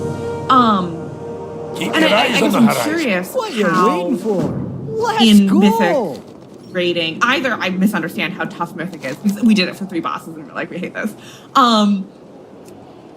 Or like how those nerfs would even, like, would we be imagining we're pulling down the mechanical difficulty in Mythic, or just making it easier, like something with Narrowbar Farnery? So this is, Overnax is a different beast, because Overnax cannot be fixed by adjustments to damage done, health done, healing done, that kind of stuff. It's unless you absolutely trivialize like the parasites, or the egg mechanic. But ultimately, what you would do is you would tune stuff up and down. Like, so this mechanic was a one shot. Well, now it's not a one shot. So if you fail it, you take a big chunk of damage. But if you have a really good healer, they can keep you up. Those kind of nerfs and adjustments later on in the season take things to make it, so that teams that are people that don't have the time to play all the time, don't have the time to research, don't have that same skill level, down to the can still get through and see this content. Dadwin and I have been working on. Yeah, I need to end the show because she is losing her mind right now. Okay, so with that said, and everybody's dog calling for them, we're going to call this an episode. We'll be back again next week with multiple episodes once again, so make sure you are watching your lines. But until next time, guys, may all your hits be crits.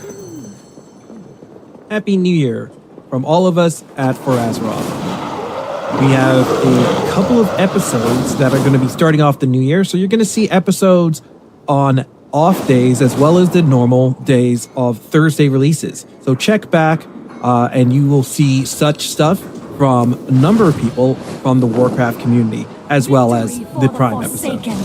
For Lordaeron. For the Kirin Tor. For Pandaria. For Kalendor. To the Burning Legion. For Gilneas. For Khazad-dûm. For the Lich King. For the Sindora. For the Alliance. For the Horde. For Azeroth. Hello Hello, and welcome to another special episode of For Azeroth. I'm Sean, one of the co-hosts of the show. I'm here, as always, with Manny, and a very special third guest today, the augmentation guide writer for Wowhead, the one and only Jericho. Jericho, thanks for being here. Thanks for having me. We are going to sit down today. So augmentation has been a hot topic since it came into the game in, was it 10.2.5? I believe it's 10.1.5. So it was the middle patch of Season 2 of Dragonflight. Yeah, and it came in, hit the ground running, made a big splash. We're going to get Jericho's opinions on how AUG has been since its inception and where it's going in the future. Why don't we start with just maybe give a brief rundown of what augmentation does and how it first came into the game. Oh boy, so how absolutely exciting to be talking about augmentation and how it's kind of come along all this way. So augmentation first came into the game halfway through Season 2 of Dragonflight, and the best way to kind of think about that is, okay, the Race to World First has ended. We're well into kind of farm for raiding groups, but the Mythic Plus scene is still going strong. So there's a lot of, still... Again, this is just an opinion, but... Yeah, World of Warcraft definitely needs to introduce the crafting system, the player housing crafting system to all of the professions. Don't just have one crafting profession for housing. Bring it to all of them. All right, so tailoring, make those curtains. What the hell does mining put in? We'll figure it out later. Some beautiful salt lamps or something. I don't know. Lava lamp for mining. Perfect. For Lordaeron. For the Kirin Tor! For Pandaria. For Kalimdor. To the Burning Legion. For Gilneas. For Khazad-dûr. For the Lich King. For the Sindorai. For the Alliance. For the Horde. For Azeroth. Hello and welcome back to a special episode of For Azeroth. I am Manny, aka the True Villain Manny, and today I am joined by the one and only Corey Missildine. Hello, Mr. Missildine. Hello, Manny. Thanks for having me on. Yeah, no, this is a second take. Pulling back the curtain. You were originally supposed to have your episode over the holiday season. Some technical difficulties, and you being kind enough to jump back into the recording booth with me, so thank you for that. I wasn't sure if you were going to reveal that info or not, but yeah, my pleasure. No problem. Oh yeah. No, I thank you because I was all freaking out about it. And my please, can you come back on? And you've been nothing but chill about it, not giving me any flack about it. And I think in that vein, showing that screwing up is not the end of the world would be a good thing to put out there. Yeah, you're right. You gotta. I heard something once that you showcase your mistakes, and I like that. I like that. I like that too. I don't have a showcase that big, but we'll put some choice points in there. Today we're here to talk about Final Fantasy, the housing situation in Final Fantasy, and how the World of Warcraft can learn lessons from that. So, Corey, you are both a World of Warcraft streamer and a Final Fantasy streamer. How long have you been playing both of those games? I've been playing WoW pretty consistently since I started in vanilla, but I didn't like it. And then I came back, didn't really like BC. I was also young. I was like 12 or 13. And then started playing a lot more seriously in 2009, which is the account that I still have for Wrath of the Lich King. Pretty much been playing ever since then.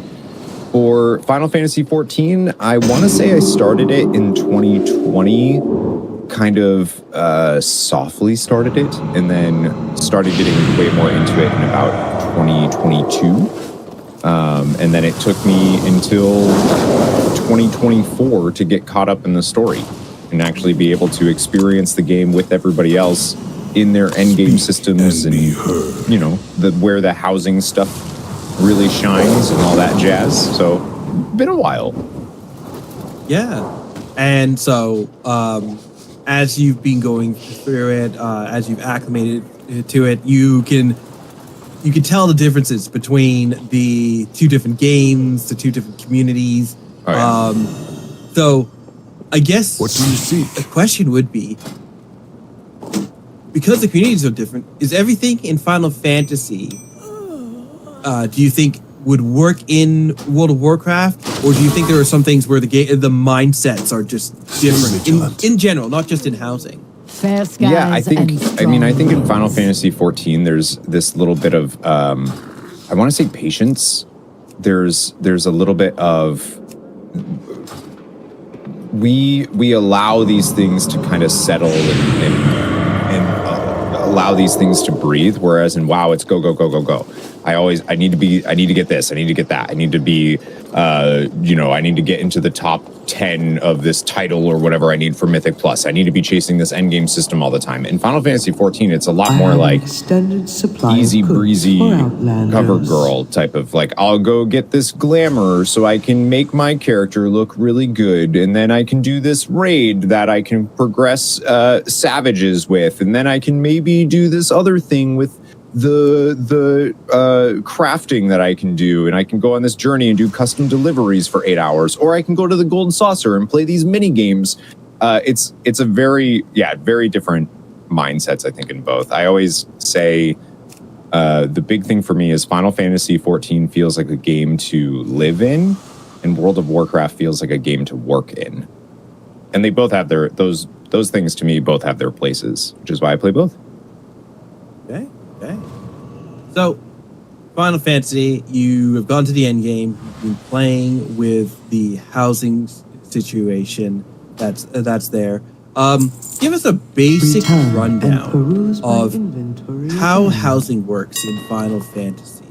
Yeah, so you can get a house at pretty much any point as long as you have enough gil for it, and as long as you are lucky enough to win. They use a housing lottery system is basically how that works. So there will be a plot that will be open. People will try to buy it. They'll be put into a little lottery system, and then it'll pull and see who out of the people that listed for it won. So it literally is a lottery system. What you're looking for. You get like a 5-day entry period that you can do, and then there's a results period that lasts for 4 days. So if you don't go and confirm your lottery results and finalize the land purchase, the lottery will begin again. So if you're trying to buy a house, you kind of want to enter into that. And even if you lose, just hope that the person doesn't show up so you can enter again. That's definitely a problem, I think, with the housing in Final Fantasy 14, but we can get into that. There's also there's different types of plots in each area, each ward that you can go into. There's a bunch of different wards, and then you can buy a large plot, which is very expensive. You can buy medium plots, and then they have small plots as well. There's also like a bunch of different residential districts that you can go to. So if you like the vibe of a certain city, you can go there and build your city there, or your house there. There's also there's even apartments that you can get, which don't have a lottery system. Those you can just grab, and it's basically just like a room. You have to be at least level 50 with one class to get that. And then there's also guild housing called free companies, and those are different. You can buy if you're in a guild or free company that has housing, you can buy a private chamber in there, which is basically similar to an apartment, but it costs like 300,000 gil. There's a lot in the housing system. It's pretty expansive and expensive. Yeah. Definitely seems like a gil sink, gold sink. It sounds like you do have a lot of options between those apartments and the private chambers in your guild housing that anybody can sort of get, and the limited housing that you have to get the plots for. Now, with the limited housing, can you have multiple houses at a time, or is it that once you have a place, you aren't able to then get another place or enter into a lottery for another plot? Yeah, once you have a place, that is your house. I don't think they allow you to, there are ways that you can like demolish your house free up the plot, and then they'll give you some of the money that you used back. They also do that for if you haven't been on the game in a long time. If that house just hasn't been active, it will be reclaimed by the game. The game will just take the house back, and you won't have it anymore. You will get at least some of your guild back. But yeah, once you buy a house, that is your house. So then you'd have to do the whole process again. You'd have to get it demolished and go back into the lottery system if you wanted to change it. There is some stuff that they're doing now of like, if you bought a small plot, you have a small plot, but you'll be able to expand the inside of your house to be the size of a large plot, for instance, if you just spend enough money to do that. Like okay, so you've got a TARDIS sort of effect going on. Yeah. You have a little bit of a TARDIS thing going on. You walk in, and it's a lot bigger than it looks, which I think is awesome. I think that is something that, like that part in particular, I really like, and I hope that, I hope that WoW offers different size houses from the outside, but that the insides can be pretty much universally large. Like you know what I mean? We don't need the outside to be indicative of what's inside all the time. You know what I mean? Okay. Well, the outside is something that is somewhat unique to Final Fantasy because Final Fantasy has neighborhoods, right? Oh yeah. So in Final Fantasy 14, you have the residential districts. There's 5 residential districts. So those are basically like what city they're in, the vibe of the place. You know, is it foresty? Is it Limsa Lamensa type? So there's an ocean right nearby, or is it whatever the thing would be? So all of those residential districts, they each have about 30 wards to them, and then in those wards, there's like 60 plots, I believe, maybe more. And so each of those wards is basically a neighborhood. So you can walk around that and see everybody around you's house. And they can customize the outside of their house. They can customize their yard. They can do all this stuff. And you can just freely walk around their yard. Sometimes you can't get into somebody's house unless they have that set to be a thing that they allow. Usually it's like they have to be on your friends list, or or they just don't allow anybody into their house, or whatever the case may be. But you can freely walk around and look at everybody's neighborhood, their houses in your neighborhood. You can like wave to your neighbor that's like out getting their mail, because literally there is mailboxes outside of the houses. It's really cool. I don't have a house because I'm poor in Final Fantasy 14 and in a lot of other things, but specifically Final Fantasy 14. I'm a roommate. I live in my buddy Tomas's house. I live there. I don't pay any bills. It's a great setup. I don't have to pay electric. It's awesome. He supplies everything. I haven't had to decorate. He gave me a floor to decorate in the house, actually. He's like, okay, you need to do the upper level. I'm like, this is going to go really bad. We were outside because we all meet at our house for anytime we're getting like the static together to go do a group. We all meet at mine, or Tomas's house that I'm a roommate in. And some neighbor built a gingerbread house right next door. So you look over, there's like serious stuff we're talking about, like how we're gonna get this raid and like blah blah blah. You look over and there's just a giant house made of candy. It's really great that you can just see all that. It's really cool. That is, especially because it's something that other people will see that had nothing to do with it. But like you just talked about something else that I thought was really good is that this is like a meeting place that you and your friends and the people of your static group, your raid group, be like, yeah, let's meet over at Moss's place, and you'll just be there in the front yard, like getting together, or if they have permissions, like they can walk in and stuff. These people who are walking around the house, can they like move anything? Can they pick up that chair? So be like, okay, I'm going to sit over here for a bit. When it leaves, does it like reset back, or are those things like stuck in place? Those things are stuck in place. However, the homeowner set them up. I think there are settings though that folks can turn on, like allow people to, I can move stuff in the house. So if I can move stuff in the house, then therefore other people probably could, but I think that's up to the homeowner and how they select that. But you can't like take somebody's stuff. Like I can't be like, this is mine now, but I can change the like rotation of the item so that like, you know, it's got like a little diagonal, and I want it to be flush to the side. Whatever the case may be, you can do stuff like that, which is fun, which is neat. And then Tomasky, who wanted to decorate, and you have decorating privileges. So that is something you can set up where it's like, okay, this guy on my friends list, he's able to do the decorations.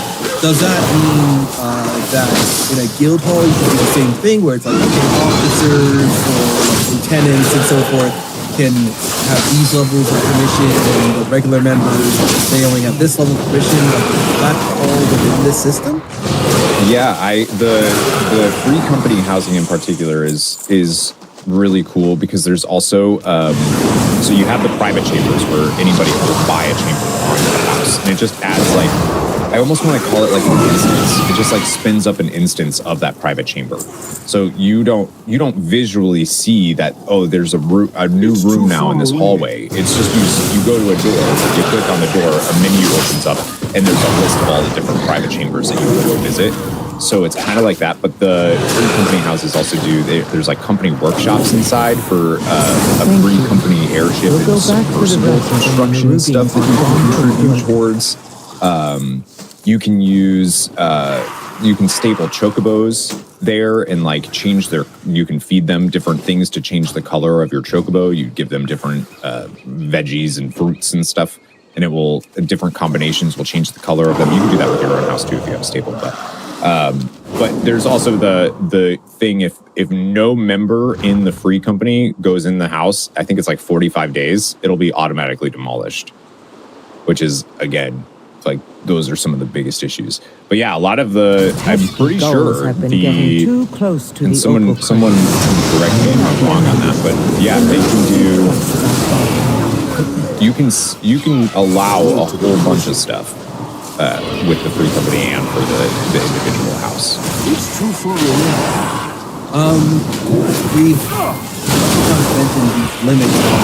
Hey, you've been inactive. Your house is going to be demolished, freed up for whatever reason.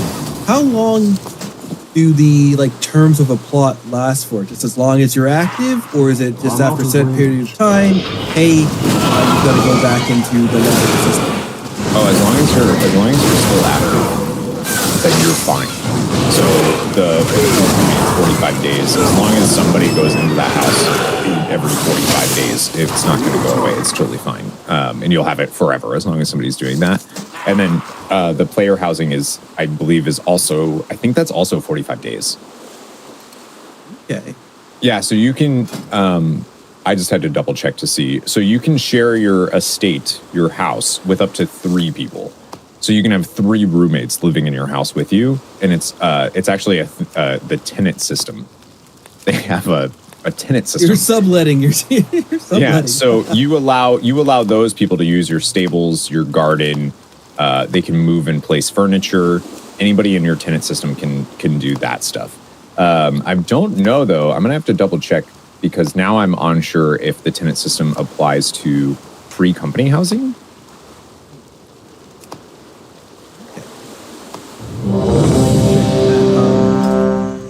I did have a more general question. Is that because we were talking again about this gingerbread house, which seems very Christmas themed. I guess there's a lot of themes and different looks that you can go with your housing.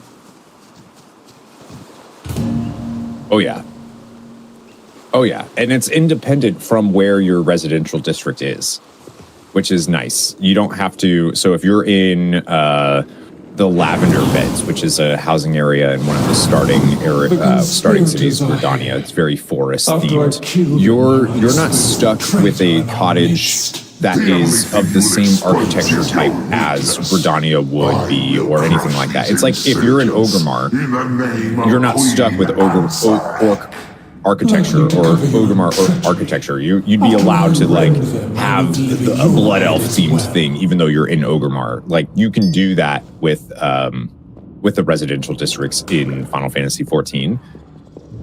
There's ones that have nothing to do with where the district is either. Like obviously the gingerbread house. There's these new cottages that they introduced fairly recently, I believe, that are the art reminds me, the art style reminds me of like Final Fantasy IX, which is one of the best games of all time. So there's so much you can do with the outside, all of it.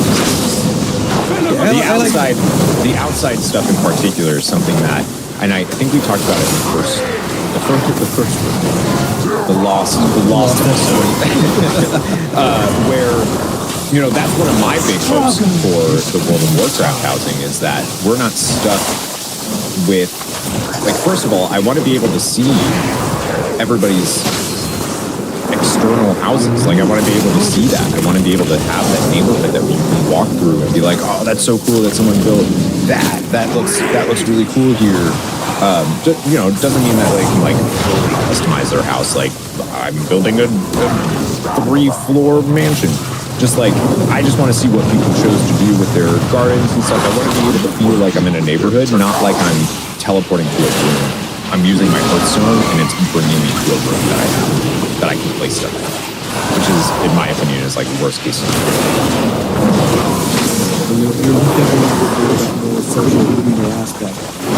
Yeah.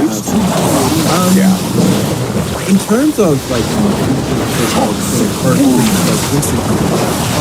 home, are you able to like quickly teleport to them? Are they like connected to a city?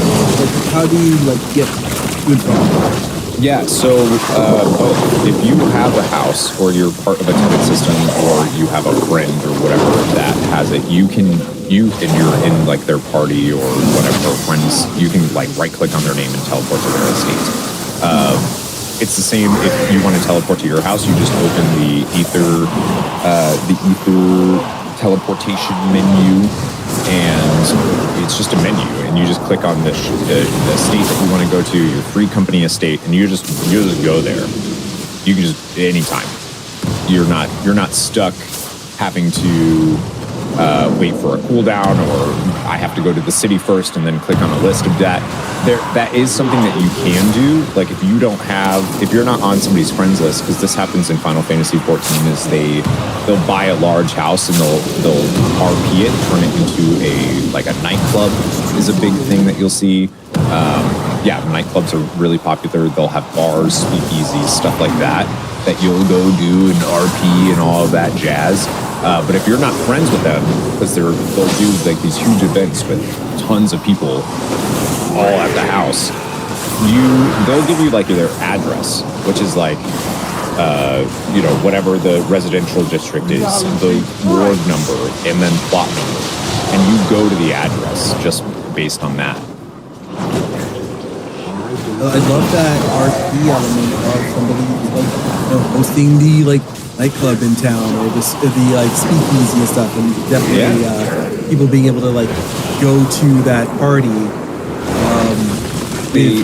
Just random people showing up. That is something. Yeah. So there's a bunch of on Twitch. You'll be able to find if you go into the Final Fantasy XIV directory, you'll be able to find DJs. And they're stream DJ. They're DJing, obviously, like making music, doing stuff. But they're in Final Fantasy XIV. So they'll be DJing, but the game that they're playing is Final Fantasy XIV. You'll see them in the their characters in the thing, looking like they're dancing, whatever, while they're actually spinning records and stuff. I don't know if people actually still physically spin records, but listen, it's really cool. The first time that I ever even knew that was a thing was during the Aya hosted the MMO awards in August maybe of last year, and they were doing a celebration party. So while the MMO awards were happening, you could go. I was there in Final Fantasy 14. A bunch of other people were there, and you would go to this club. And they were doing music, and it was a club while the MMO Awards was happening. So it was like a little, I don't know, Golden Globe, Oscar celebration. It was really neat, really cool. Okay, that is pretty amazing. I say cool loosely. I just want to be clear. It's a very loose. It is cool. Incredibly interesting, and I think that it is genuinely cool to have that capability and that sort of just community gathering. Whether you yourself might be interested in going to that or not, your mileage may vary, but whatever. I'm glad that that capability exists. How does the game fuel all this? How where do you get your patterns? Where do you get the stuff to make your furniture, to set up your nightclub or your estate or your guild house? How do you do all this? Everything. Everything. Every time there's a new rep vendor, or which they do in a really cool way, that's one of my favorite things, is they call them allied societies now. But they're these your rep farms, your daily rep farms that you can do. You get your daily quests, you get 3 for each allied society. You can do up to 12, so meaning you could work on 4 allied societies a day. If you wanted to, and you get rep up, and all those vendors usually have furnishing items. Basically any vendor type person that's tied to something is going to have some type of thing you can buy. But then there's also the whole job system. So in Final Fantasy 14, instead of classes, you have the jobs that you can do. Then you have your combat jobs, but then you also have your gathering jobs and your crafting jobs, and those have full-blown rotations based on what you're doing. So if you're doing woodworking stuff, you actually have a rotation the same way you would as a DPS to craft this item in the best way that you can. And there's so much housing items that are in that system alone that it's enough to fuel the entire. There's so much. I mean, you can literally make if you're doing wood stuff, carpentry, I guess is what you would call that. You can literally change the type of floorboards that you're putting down in your house, and then you can dye those and change the color of those floorboards. So you design your character crafted and made the things themselves that you're actually laying down in your house, and it's just it's really neat. But everything fueled. There's vendors everywhere for those, and then you can also have vendors in your house. You can have crafting facilities in your house, but there's the big thing. It's kind of tangent. The big thing about the housing in Final Fantasy 14 is there's no player power associated with it whatsoever. Everything in there is just quality of life stuff. You have vendors that you get to put in yourself if you want, but those vendors aren't going to offer you, they just offer you your basic stuff. But it's nice to have. There's no market board inside, you can't market board auction house. You can't put that in your house. But in the neighborhood, there is a market board or an auction house that you can go up to and go use. And in fact, when you're picking your plot, that's actually a really cool thing to consider, is how close is the market board to my plot? Because then, that's going to help you a ton too. And yeah, but there's no player power. It's just a bunch of stuff that you get to do and kind of have your hub of quality of life things to have right there with you. So no workbenches for vegetables. Yeah, you're not going to be you can have your. You're not going to be able to they do have, you can craft things anywhere, being your job and your character kind of sets up. It's actually really cool animation stuff that they'll do. Gathering is different. Gathering, you have to actually go out in the world and get stuff from nodes and everything else, fishing and all that jazz. Fishing is really cool, by the way. Final Fantasy 14, highly recommend it. WoW's is very relaxing. Final Fantasy 14's is wow. I could just fish in that game. It's really cool. Yeah, there's no like characters when they start crafting, they'll just kind of like set up a little like a grindstone, and you'll see them, and it changes the whole animation. They're like sitting down doing stuff. It's really cool. But yeah, you can't craft. You can't do like, you know, like when we look at player housing for WoW, obviously garrisons comes to mind, and how isolating they were because of how lucrative they were and how much power was in them, and how the housing in Final Fantasy XIV doesn't have that. It doesn't have like I don't need to leave my house ever because everything I could need is here. You're not going to have the bosses spawn in your backyard. You fight them with your team. Right. You're like, okay, let me switch over to the little pond back here, fish out whatever I need, go over to the garden. You have to go out into the world to like progress your growth. You can have a garden, but the things that you get from your garden are so different. It's not herbalism, right? It's so different. It's like cooking items that you can cook, or you know, stuff you can feed your chocobo, or you know, whatever the things are. But nothing that's, you know, going to yeah, it's not gonna remove the necessity to go out into the world. It's not like my real life house, you know. Yeah. We all know Uber Eats has your address on lock. So then, I guess the next part to sort of consideration is, what can WoW learn from Final Fantasy? What are the good things that if you could talk to WoW developers, they're like, hey, this is what Final Fantasy does. You should really look at that. What are the things you would point to? I mean, they need to have that level of customization. They need it. Like if whatever they do for the housing system in World of Warcraft, if they do, let's say to start off, they have 2 different residential districts, one in Orgrimmar, one in Stormwind. If everything is just themed around living in Orgrimmar or living in Stormwind, then I think they've failed. You need to have some type of agency over what your house is, how it represents you as a player. They need to have, in my opinion, they need to have that external aspect. You need to be able to see other people's stuff at a glance to make it feel like this is actually player housing instead of just a instance that you go to and you can like put your items down and show off like trophies to yourself. Like that, like who cares? You know what I mean? Like, you know, you did that thing. You really need. No, the point of it is like it's a social thing, and it needs to have that social aspect and that customization aspect.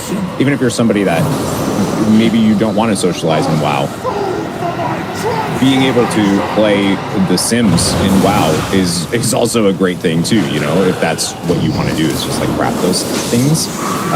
So having player agency over how their house represents them is super important to me. Having that external aspect is super important to me.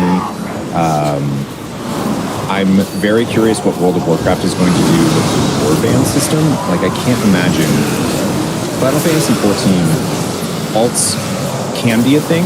Like, you can have alts, but not nearly the way that it works. Like, you can, if you want, you can make an alt and do it, but like, you still gotta, that character still has to do all the story, it has to do everything. There's skips you can buy that will allow you to just skip the whole story on that alt or whatever, but a lot of people only really use alts for like, either they're playing in a different region or a different data center, but now the data center stuff is linked, or it's for RP.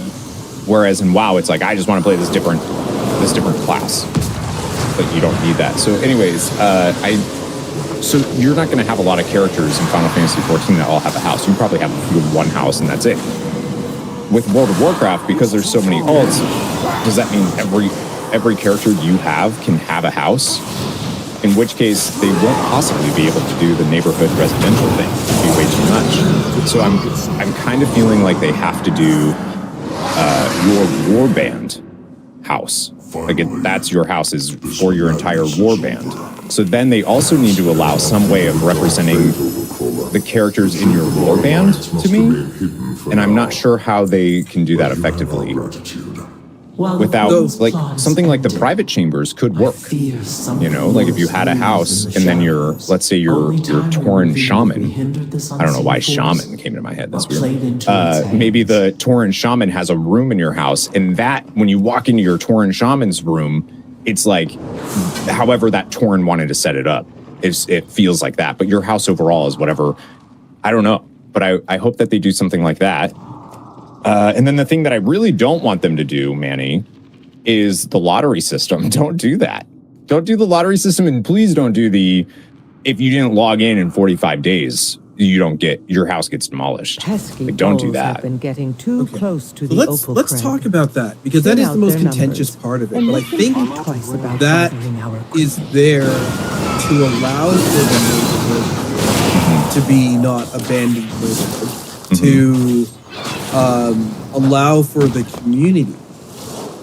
The way that I see it is that you know that when you walk around these districts, that every house in there has somebody who's been on within the last 2 months, right?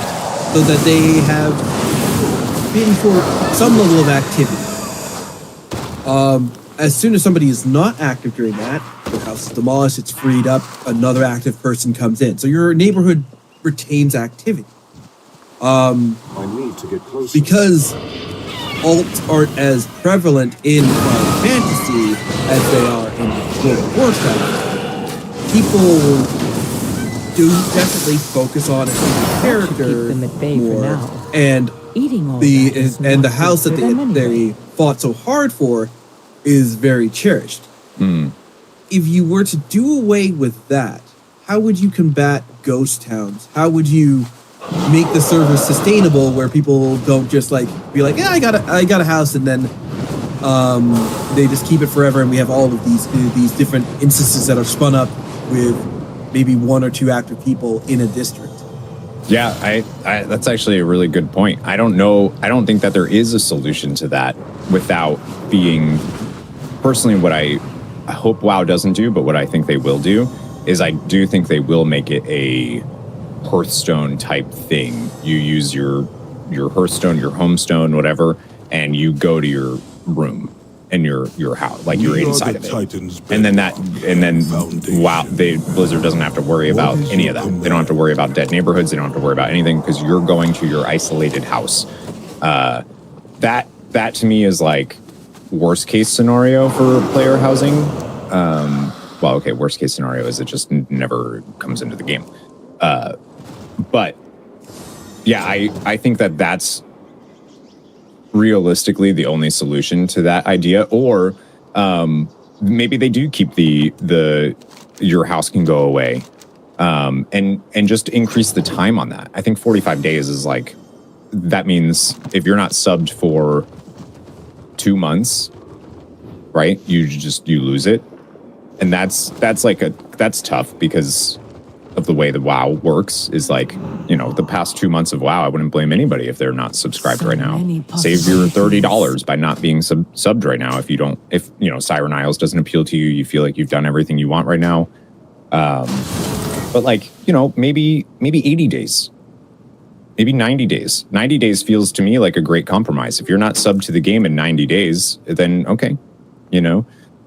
Obviously, I think that they should, like, I don't know if they'll do what Final Fantasy 14 does with, you have to buy the plot. You have to actually, like, get that gold or guild to buy it.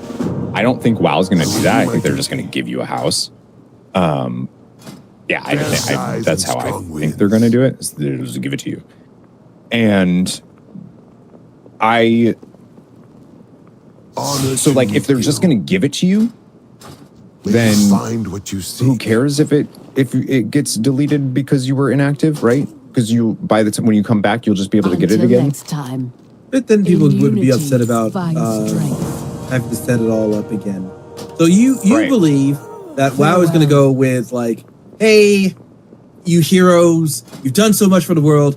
Here is a plot of land to recognize your deed, and now you are one of the lords and ladies of Stormwind. Or whatever they want to give the reason for,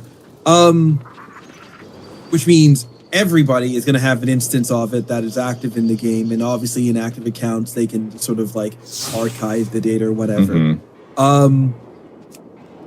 The question becomes that WoW is a far less menu-based game than Final Fantasy. With Final Fantasy, you are more used to being like, let me click on this crystal, and here's all the places, destinations I can go and click through that. In World of Warcraft, it's here's the flight network, here's a picture, click where you're going, less about like toggling through menus. Do you think that a overly instanced version, like the more heavily instanced version, so that you don't have the neighborhoods and stuff, do you think that breaks it? Or do you think it's going to be that like, hey, you need to be in the party like we had with garrisons, or otherwise get some sort of invite? It'd be kind of cool to get an invite in the mail, and then you get like a temporary Hearthstone. Oh yeah, that'd be cool. I'm just putting stuff out, but like, how do you think WoW deals with the menu system that this would create? I think that Final Fantasy 14, it uses a lot of things that feel like they aren't immersive, right? The idea of like menu systems and all of this stuff, it feels like it's not immersive. When you look at some of like the abilities that are used in the game, the telegraphs of like boss abilities and all of that stuff, it's not very immersive. It's very, this is where this is going to go, but it's very clear and very defined. You know exactly where this is going to go. And then you can kind of pivot around that and all of that stuff. It feels like when you look at that on paper, it sounds like that's not immersive at all. But because of the way the game implements those things and builds them up over time, it doesn't feel that way. Everything feels very connected. It feels like there's a reason why you're using these menu systems to be able to navigate this world and blah, blah, blah, because you're teleporting through all of it. And World of Warcraft has historically tried to keep things feeling immersive, which is why we end up getting brown on brown with like this is the arena, and then the boss, because the boss is digging into the ground, it's using brown effects, and like, yeah, that's more immersive. But is it like, does it actually, like, as you're playing a game, is that actually like, do you feel like you're battling a big Nerubian lord? Because no, you're just mad that you don't know which ability is where you need to be. And I feel like the menu system is kind of in the same boat, right? They've navigated a lot more towards menu systems in World of Warcraft lately, with like with LFRs and being able to follower dungeons and all that stuff. I've seen people call it queue simulator, right? Where now you have all of the portals to things. You have to unlock those portals, but once you have them, that's basically a menu system, right? I don't think that it's and there's a new pet. There's a new China pet. It's like a little panda that you can get. It's only on Chinese servers right now, but there is data that suggests that maybe it'll be a lot on other servers. You buy a pet, it's a little panda, super cute. You can talk to it and teleport to any of the Mist of Pandaria raids and dungeons. And it's a full menu system. And is that like really so bad in World of Warcraft? It feels like they're leaning more towards that. So I could see them implementing a menu system for player housing to make it more accessible. I just would prefer the neighborhood. And I don't think they will. Not right away anyways. Right. So then neighborhood, even if it requires the inactive, is preferable to you than obviously better than nothing. But is that preferable to you than everybody gets their instance home for an indeterminate amount of time? Yeah, I just think the instance home is just like, I talk about immersion, right? But like having an instance home to me, and you walk outside, you're back in the city that you just teleported from, or wherever you just teleported from to it. To me, that ruins the immersion far more than like if I could teleport and be outside my house and see the outside, like I could teleport to my neighborhood, that doesn't ruin the immersion. Teleporting into my room does. But you're right, with having ghost towns and dead neighborhoods, by getting rid of that I just think there's a compromise to be had where between the two games of not having ghost towns, but also allowing some leeway on how much time. 45 days is nothing, right? Like 45 days passes before, like, you can ask my fridge. I have ADHD. Like there's definitely something that's been in there for 45 days. I should check. Anyways, the point is 45 days just isn't enough time. And I don't think that 90 days or whatever would create the feeling of a ghost town, because you'd still see the things there, right? You would still see that there's a house there and all of that jazz. So yeah, I don't know. I think a neighborhood is important. I think the social aspect is important. I'd be surprised if WoW goes that way. Okay, well, I mean, we can only put the ideas out there and see what the devs come up with, but I do like the social aspects. I love that club or whatever party you want to throw in your house. I love the speakeasy. I love just even if it's an RP thing, like I have a beautiful garden. You can host your wedding here, and that's something that people could do. I love that social aspect, that housing. Really, I think that's the promise of housing writ large. And, the different levels of permissions to allow you to escape, that sort of thing, is good. And we'll see what WoW comes up with. But when you're not talking about housing, when you're not talking about Final Fantasy, when you're not talking about World of Warcraft, which is most of your streams, where can people find you? You can find me I have like 3 different YouTube channels now, but mostly if you just go, best place to find me, discord.gg/missiledyneonline is probably like just the best place to find me if you want to hang out and talk about World of Warcraft and Final Fantasy and RPGs and Hades 2 that's coming out this year that I'm very excited about. Okay. Well, thank you again, Corey, for sitting down and recording with me twice. And until next time, guys, may all your hits be crits.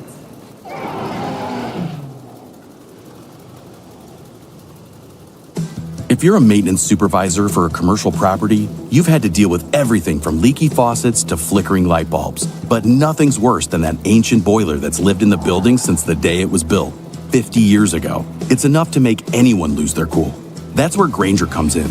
With industrial-grade products and dependable fast delivery, Grainger can help with any challenge, from worn-out components to everyday necessities. Call, click Grainger.com, or just stop by.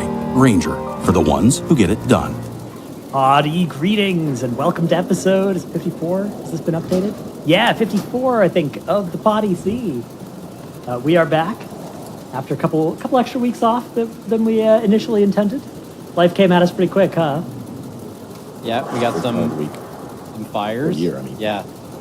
I was also sitting around here waiting to see if you're going to make a pun. Because I think it was our last episode, you made a joke. By the value of like buffing healers and tanks. It's like an invisible number, right? Yeah. It's just like something you feel. So that's something that's impossible to tune. So like that, just removing that, I think is... I do think there's some trouble here where like the tuning for AUG over the year, or over the year, I guess. it's only been out for a year and a bit. Is that true? Has AUG only been out for... God, what was this time? This time last year was Emirdasil, so yeah, it's been out for a year and a half or something. It feels way longer than that. It's yeah. crazy. AUG has aged me 10 years, I tell you.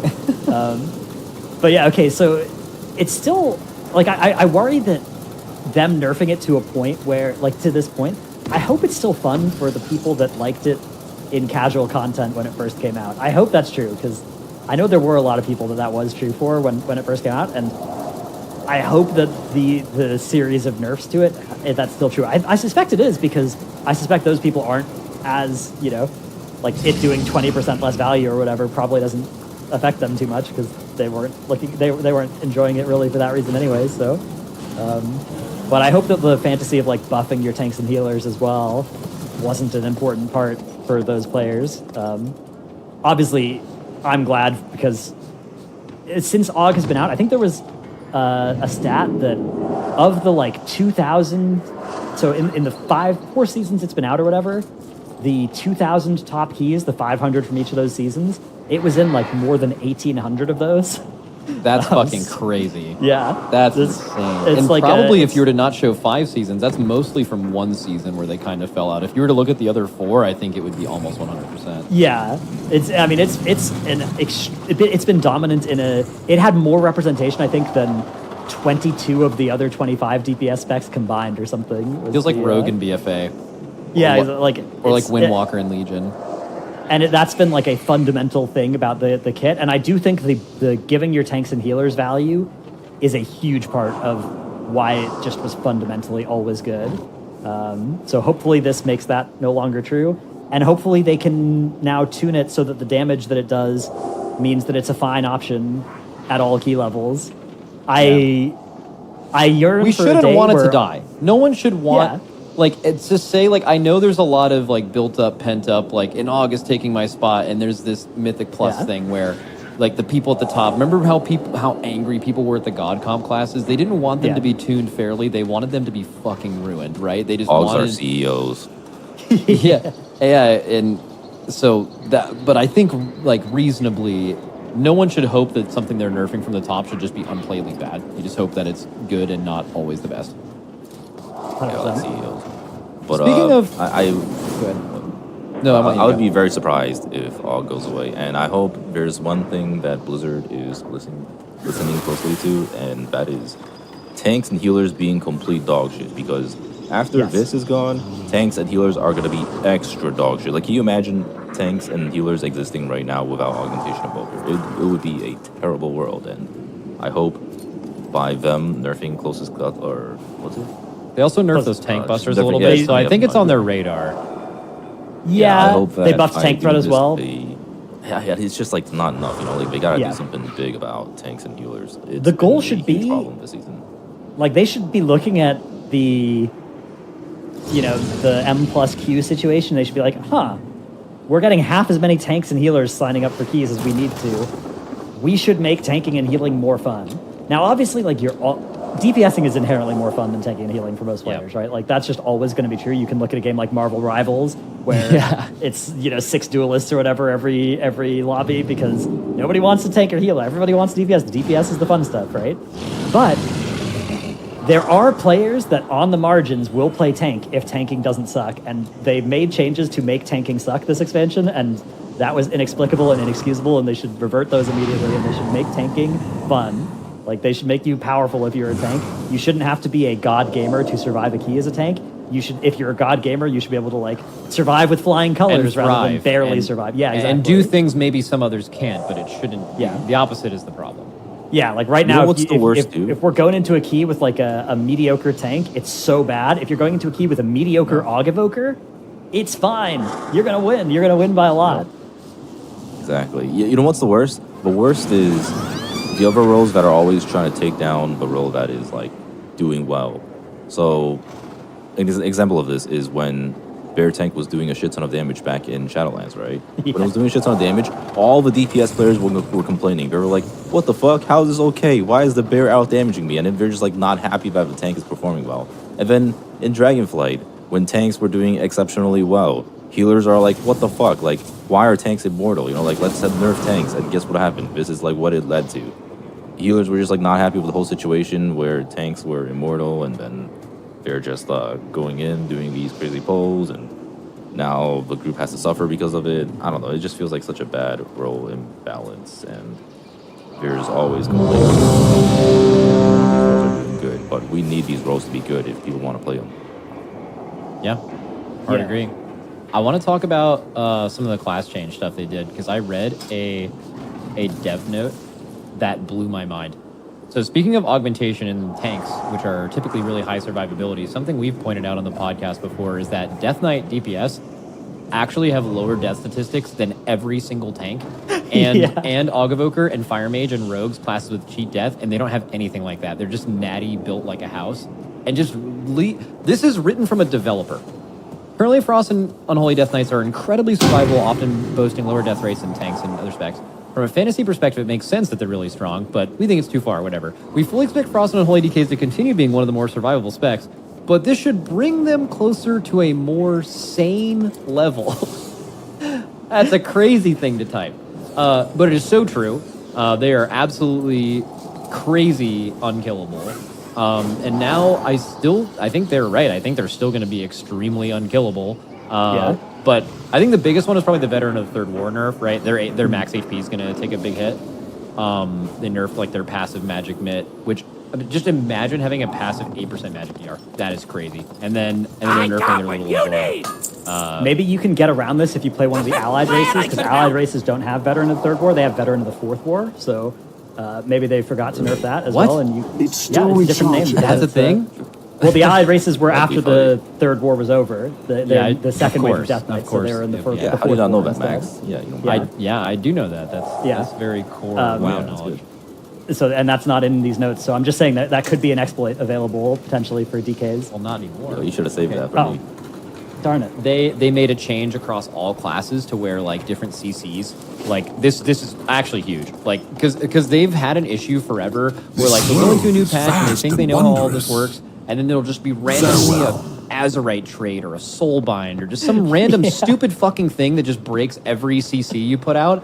And now they're just making it so if you guys can think of like a root, if you root a mob and then start hitting it, it's going to stay rooted for a few seconds. And they're basically doing that to every hard CC in the game, like Imprison, Paralyze.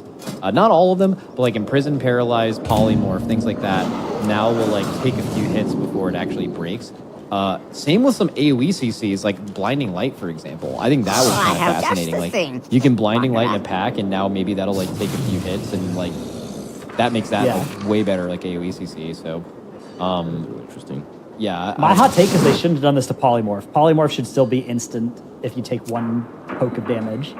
But I think other than that, it makes a lot of sense. Yeah. I think it is true, like Sap and stuff weren't on this wave, right? So Sap will still break on one. Wait, is it actually? Let's see. Got to scroll down to the rogue section. The hunter section is so huge. Mage, they like completely remade their talent trees, I think. I saw there was like 18 removed talents from one spec. Yeah. That's insane. Hunter is sick. MM is getting redesigned to have an eagle pet that's not actually a pet. So it's like not a unit in the game, but it is like a visual. So you have an eagle that does all the pet stuff, like all the hunter utility, like lusting and doing grievous wounds or whatever. If you want, you have all this coming from your eagle that exists outside the game space, but supports you in combat in a uniquely marksmanship way. Phenomenal. I think extremely cool. Yeah, and there's like 20 new talents. They completely reworked Pack Leader as well. Completely Pack Leader, different, yeah. The Pack Leader was one of the least flavorful hero talent trees, and now it's got all this awesome flavor. You randomly summon bears, rivers, and wars, and you see different things, and combine your shit differently. And when you drop low on health, a turtle comes to give you damage reduction. Like, sick. Otherwise, you will be encumbered with additional forces. Pack Leader fantasy with Pack Leader, so huge W there. Demon Hunter was like a little. Demon Hunter was like a little controversial because they did some of the things. They made like Speckle Sideways way less bad. They made it so the really if anyone plays the had like free, you were like you press play dance and blade, and then after that, I don't want to press play dance ever again. Right? They actually added it as a talent where that will happen, but then they also like fundamentally changed momentum and inertia, which is. I thought about it a lot. I can kind of understand why they do it, but I also think it's definitely.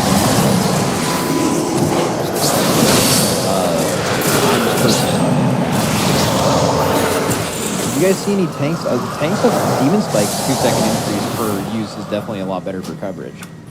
There's also a bear talent that gives you magic damage reduction equal to 10% of your damage reduction from armor. Ooh, that's really strong. Finally, the last time Guardian Druid was like super goated in raid was Nighthold, and it was almost exclusively because of their ability to have like crazy high magic mitt.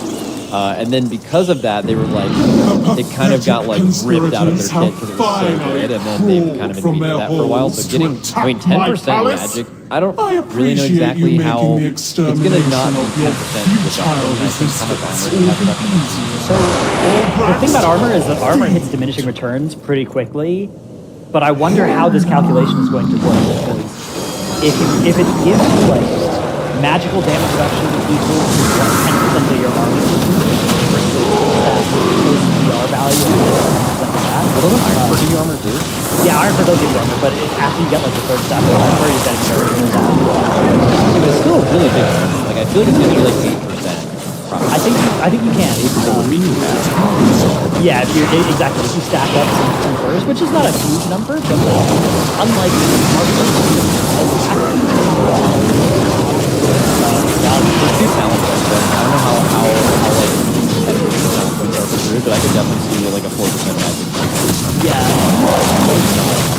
You're getting some talent points back in the tree as well. Verdant Heart is now learned for free, and Layered Mane is going to move. So well, do we know if that?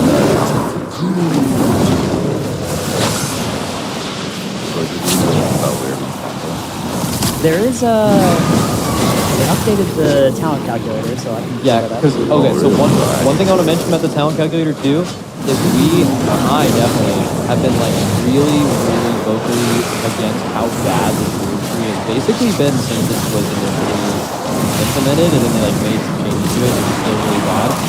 Druids seem to be very happy with this class tree, so that is really good. I haven't actually looked at it myself. I've looked at it. Yeah, they did a lot to fix the Druid class tree. That was a huge set of the changes in here. So big W there, and then let's see if we can find. Here's Ursul's warding. Share. It's like where Layered Mane was, I think. It's here. So yeah, you can probably pass this pretty easily. I think. Yeah. Okay.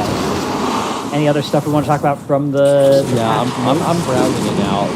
None of us play Hunter enough to know like how significant Hunter changes are, but it seems like if we built obviously and then obviously BM and Survival, one of their hero talents. Yeah, there's a lot going on with that. I've been playing Hunter. Yeah. That is kind of interesting, yeah. Oh, there's one thing, Windwalker actually. So they've added, for the first time, they have given a class an Empower ability that is not Evoker. Yeah, Slicing Winds is Thunderstorm ability. It's the Thunderstorm ability, yeah. So sick. It is a talent you can take that replaces Flank Serpent Kick that will do significant more damage, and then, however, it's actually an example of a good Empower ability too. Like when a lot of people heard of the Evoker Empower abilities, they're like, oh my god, it makes my ability to do this, it's gonna feel so bad. So like Slicing Winds is a perfect example of like you can see a scenario where you would actually put it at every Empower level, and it's like and in general, I think movement empowers make a ton of sense based on distance. And that's exactly how this plays. So I think that'll be cool. They also buffed their mastery. They literally buffed their mastery by 35%. So that is a huge number. They removed Marker Crane, so like you no longer need to like debuff mobs to make your spinning crank do damage. You just make all the damage spinning cranking all the time. A lot of good stuff from Walker. They took away Rapture for Disc Cruise, which is a shame. Did they bake that in somehow? Sick. No, I don't think so. I think that one of their goals was just we are reducing the number of cooldowns this disc has access to, and we're baking some of that power into other abilities. So that's kind of a shame because the tier set would have been so fun with Rapture. I made a video talking about the set bonus, and I looked at the disc one, and I was like, oh, dude, imagine pressing Rapture with this. And then, yeah, huge ramps, and then it's just gone. Shame. So sad. Shaman lost Ancestral Guidance, all 3 specs. Yes. And that... Okay, I kind of get it. So they like made... So remember like there was some time last expansion when like there was no one's running healers, and I think the prevalence of like Vampiric Embrace Nature's Vigil is a big reason why. They nerfed the fuck out of Nature's Vigil to accommodate for that. Vampiric Embrace has always kind of been like somewhat whatever, but AG when Shamans are strong is way better than all of those. Like it will actually just like kind of solo heal your party with cooldowns, and I think it's hard for them to balance healing in this game with something like that existing. Like I mean, they even specifically mentioned like Resto Shamans for title years, but it's not super interesting. So it's kind of like a baseline Resto nerf, but I actually think. If you're a Shaman player, you're like, hey, I've lost something that made me have power. This is bad. Yeah. I I play Shaman a little bit, but I can see from like the overall game perspective that like balancing like that and having it exist is insane. And also, that's a class with the most keybinds ever. So like removing one of them is definitely not the worst idea in the world. One keybind, baby. There we go. That's good. That's one more slot on the little hotbar. Freed up. Yeah, I think I kind of feel like they were waiting for a season where shamans were good, so they could justify doing that. They're so good. Yeah, shamans have been one spec of shaman, mostly enhanced, has been very good for us. Very kind of flying under the radar, but like, well, not right now, but like they are so strong. Yeah, right now all 3 specs are good.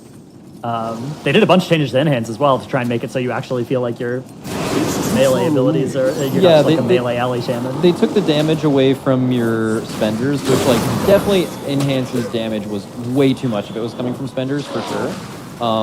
Which will also make it feel less bad to like throw the occasional like 10 Maelstrom weapon heal out, you know, if like you're losing less damage in that decision.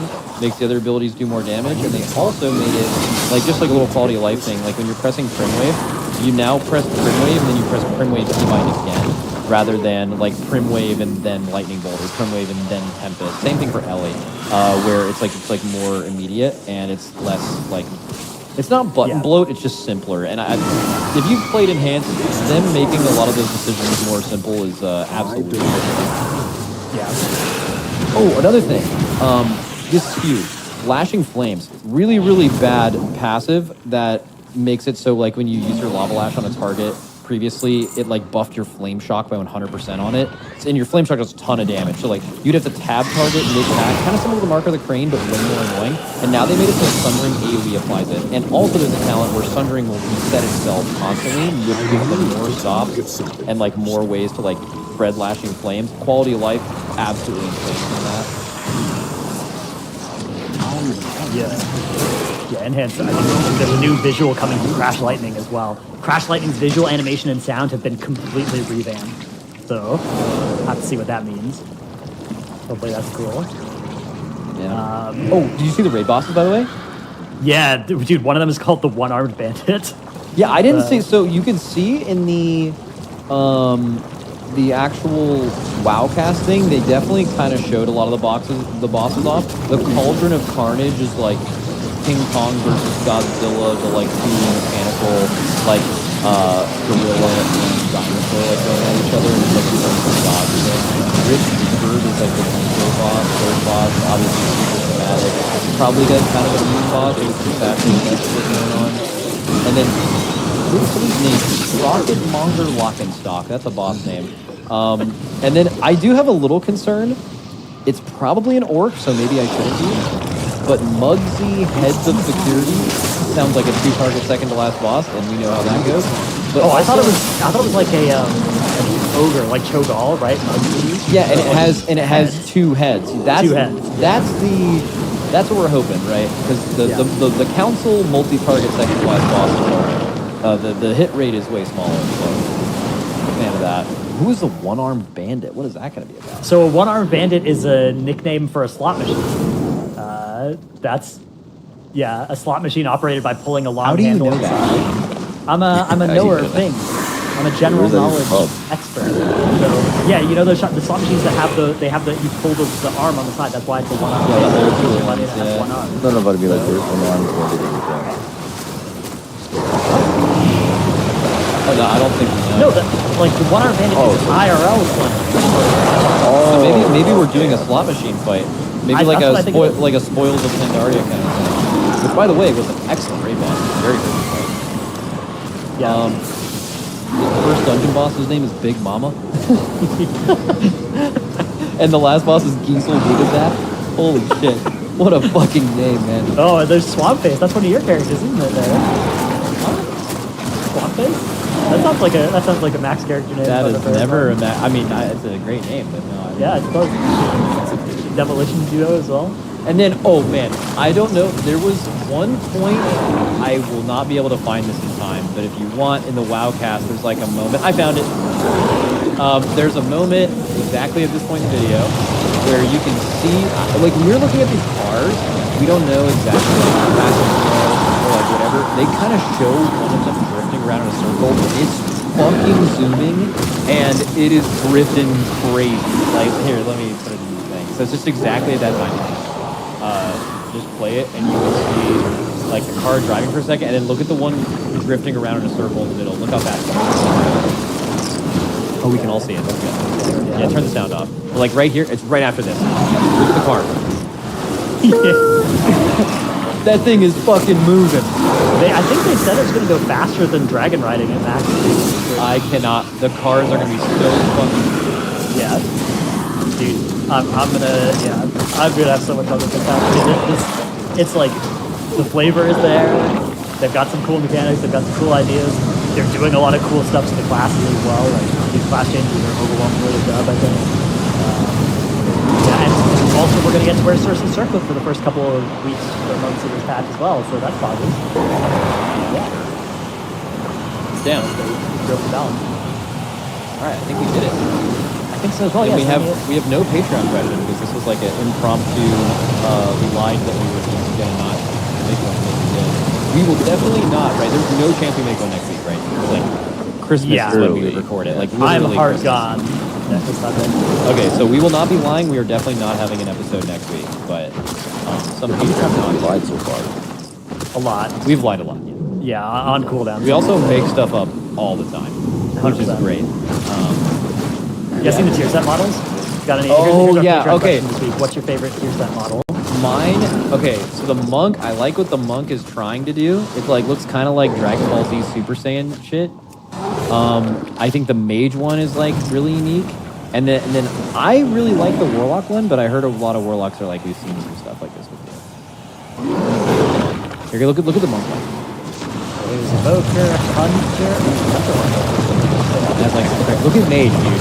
Mage is like, there's so many default mage sets. I like how they went with the like the hair. Yeah, this is a weird silhouette for sure, but it's interesting. Look at the monk one, like the first monk one. Yeah, Look, literally Dragon Ball Z hair. You have to have a crazy like cat face thing, but like the first and the blue one looks. Ooh, I bet this goes crazy with some of the artifact skins as well. Yeah, there's like basically all these sets have like shoulders, helms, and gloves that could go crazy with like any mog. Like look at the lion shoulders, the blue right there. Like that one. Like that looks. So you so slot good. into like everything. Yeah. Sets that you want. Yeah. Here's the priest ones are. This is. I think this is so. I think the helmet is so cool here. I thought the priest was like. I think.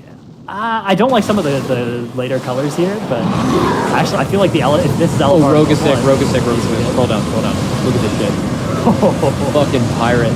Look at the third one. Yeah, that was the red one. Oh wow, that was good. The PvP colors as well. Shaman didn't hit for me. It just looked like a normal ass shaman set. Yeah, I would describe that as a miss as well. So don't you think the warlock stuff is cool? So the warlocks are like sideways heads that move it. Like you can't really see them in a still image. Yeah. Like I don't know. I think this is sick. I always love the heavily asymmetric parts of any set bonus, any tier set as well. Like the way this helmet is not symmetrical. I always like that in the warlocks, the kind of the darker classes. And then the warrior's just super basic. Yeah. This actually again combines well with a bunch of previous warrior set bonuses or sets though. You could do some mixing and matching. I think the shoulders are actually cool. Mm-hmm. I feel like. I'm going Rogue. I think Rogue. Yeah, I think Rogue is the winner for me. The Evoker one is pretty sick as well. Hang on, where's the Evoker one? You like the Monk one? The Evoker one just doesn't matter though. Yeah, that's the problem. Like if you ever were out of form, this would be super sick. But look at the ones on the dragons look so stupid. It's like a shoulder piece. Yeah, his shoulder piece, and then you just the stupid belts, man. It's so dumb what the way Evokers look with armor. It's so bad, but. The actual Evoker tier looks good. Yeah. All right, cool. All right, that's it for the Potty C for the year. Yep. Unless you're a patron, in which case we got some Potty T and Life Advice stuff coming out over the next couple of days or holidays or whatever, whenever Frank. You're waiting to see if you're gonna make a pun, because I think it was our last episode. You made a joke that Dorky and I completely missed, and I think every single comment was like. Dratnos, I feel so bad for you. I would have got your joke. Wait, was that long ago? Was it the last? Yeah, that was our last episode. That was like a month ago. But no, I still don't get it. No, it's okay. I'll explain it to you later. No puns or jokes or anything. We've got a lot of serious, important news to talk about this week. So I figured we could start off with a big one. This is a big Wowhead post that came out a couple of days ago. First look at the new delves in patch 11.1. We've got Excavation Site 9 and Side Street Sluice. Which of these are you two most excited for? Holy. Okay, wait. The top one actually looks kind of cool, like aesthetically. Yeah, that's pretty cool. And then there's Side Street Sluice. And then, of course, there's the Underpins Demolition Competition, which is the new Zekvir's Lair in a big... Oh, that's cool. That looks kind of like the boss we did raid testing of last week, huh? Yeah. The delves are awesome. Yeah, I think probably still similarly for all of us, the delves are like still just delving along. It'll take a while till, or maybe they're great now and they're not for us, but maybe in the future they're. I hope they do the boss like the second better. I feel like that was the one that was maybe supposed to be like the enticing thing for players who play the game a little differently, and I don't think they quite hit that. So maybe hitting that, but otherwise the delves. I think there's a lot of other things to be excited about the patch though. Like I actually want to hear about if you guys have been able to do the new dungeon at all. I know a lot of classes are super messed up right now and like tier sets aren't working, just normal like early PTR stuff. But the raid looks incredibly good. Like I hate like Dratnos and I usually do these videos before raids and we're like talking about how cool the bosses are from a design perspective. And then, like, there can just be one thing. They just make a mechanic happen twice as much when it's live, like the ducks on the council boss in Emirgasil. And it's like, okay, now this boss is terrible. They made one decision. But, like, it is so thematic. It is so cool. The bosses look so hard. Some of the ones and it's just, I'm so excited for the raid. Like, most excited I've ever been reading the Dungeon Journal. I know I think I say some hyperbolic things like that sometimes, but genuinely, like, the last couple bosses are absolutely crazy. One heroic raid pass. Like the dungeon fucking dude, that boss awesome is so boss. Awesome Yeah. Boss. Incredibly good boss, yeah. It's like Katamari Damacy or whatever that game is, where you just roll around on a ball and roll over and stuff. That's like the main mechanic of it. Run over trash. Yeah. It's sweet. Yeah. It's really cool. There's like a Stagecrafter-esque boss. Like there's like these conveyor belts and things you have to kill, and you will probably deal with the ones maybe you can't kill. That boss also on Mythic has like reverse polarity, so think like Sword, but instead of it being just a one shot, it's just a small knockback that like feels challenging. The second to last boss has like a Sisters of the Moon type. You swap sides of the room and things happen that are really complicated, but also like each boss is one and whichever side you pull, and like that's like it's like a second to last boss, but very like the first part of it's so good. It's just everything is it's so good. Dude, whenever you open the second to last boss dungeon journal and there's not like 4 different ads to learn about what they all do, you're so happy. Yeah, there's one ad. His name is Bellagio and he is just everyone in jails. Oh, they use, if anyone's a Final Fantasy player, if they've ever played Final Fantasy, they always spell jail really funny in that game. It's like B-A-O-L. That's how Elden Ring does it too. Yeah, Elden Ring, yeah, the real old-timey, speaky way of saying jail. They say it like that on that fight, which I found is. I'm going to call it Gaol through all of progression just as a bit, I think. Does it actually mean jail? Yeah. Yeah, it is literally how I think it used to spell jail. Like back in the day, and game developers thought that was super clever. Yeah, on the M Plus side of things, the new dungeon actually looks awesome too. Like, I think this is the first time I've been this excited for a new dungeon since, I want to say, Gambit, even? Because, like, you know, like, the Dragonflight dungeons and Orphan dungeons were, like, kind of like, alright, it's cool, but, like, nothing really stands out. But after having played this new dungeon, I think this new dungeon's awesome. And maybe part of it is also how they're approaching designing these dungeons. What I've noticed so far, at least in this dungeon, I can't say the same for other dungeons that haven't been tested yet, is there's significantly less kicks, and that's kind of something people have been asking for a while. There are just like 1 or 2 big mobs that need to be kicked every so often, so that can easily be hard assigned. And interesting. The damage seems to be like the main focus. Like that's still a little bit of a worry. I do fear it's going to get a little bit out of control, and maybe like healers and tanks are going to struggle with it, but that seems to be their focus. Like they're moving a little bit away from the kicks and stops and moving more on the way over there. Especially like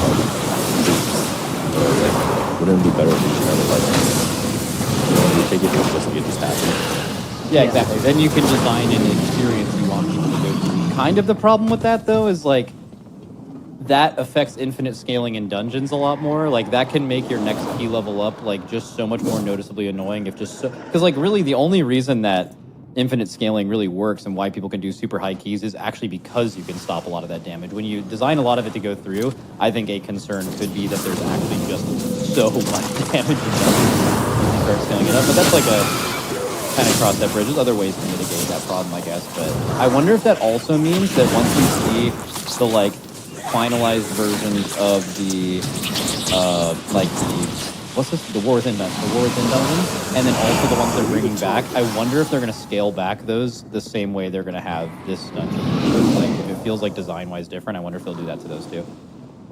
They have been making a bunch of changes to the returning dungeons as well, including some that I've seen be kind of negatively received on Twitter, but seemed really good to me. Like you know the first boss of Workshop where it's the two battle bots and you would like always nuke one of them down and then just CPM the other one while it does nothing for like a minute and a half. And they made that not the strategy for that anymore, which makes sense, right? Like that seems good. But I saw a lot of people complaining about that change. I don't know. Obviously, we haven't tested that yet, but it seems better to me. Before something goes live, all nerfs and buffs are kind of like none of it matters until you see like it for the first time.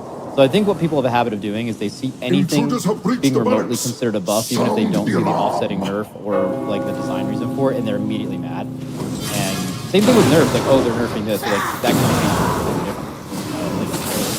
Like no raid buffs. Like for example, if I'm like paying attention to the raid, and we've done a bunch of raid testing, and I just see they buffed this ability by 5,000%. That doesn't make me like go crazy because I know that's like probably something was really low with it or wrong with it. Or maybe they want that to be important now, right? It's like there's so much you can't get hung up on every buff and nerf until you actually. Yeah, it's kind of a knee-jerk reaction. Oftentimes, when they make these changes in M+, there will be caveats that aren't mentioned in the post. Like maybe they'll buff something by 200% damage, but they'll make it on a 10-second cooldown instead of like just spam casting it, or they'll like make it so it does the damage over time instead of just like one big hit. So those are like things we don't necessarily see, and that's why like I would like to play test it before I actually comment on it.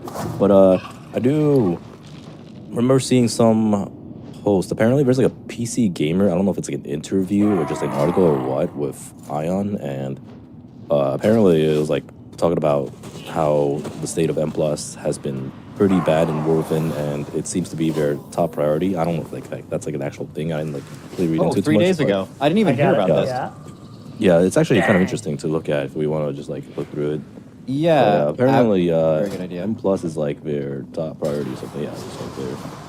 Yeah, players are dropping out of World of Warcraft's hardest dungeon mode in droves. But from the stats, it doesn't actually look like that. That doesn't. Yeah, it's weird. Like I think what it has felt like is people have felt like the like group finder is dead, and I think a lot of people. It's a pretty decent way. Like I think if you play the game a lot, how popular the group finder is at the same time at the same point of the week, that can be like kind of an indicator of when a season is slowing down, or like how popular. Maybe you can kind of conflate all of like retail PvE into seeing that number. And I think those numbers have looked like good. Like every time I've seen a comparison to another season, I've been like, oh, there's a lot more people playing this season than I expected.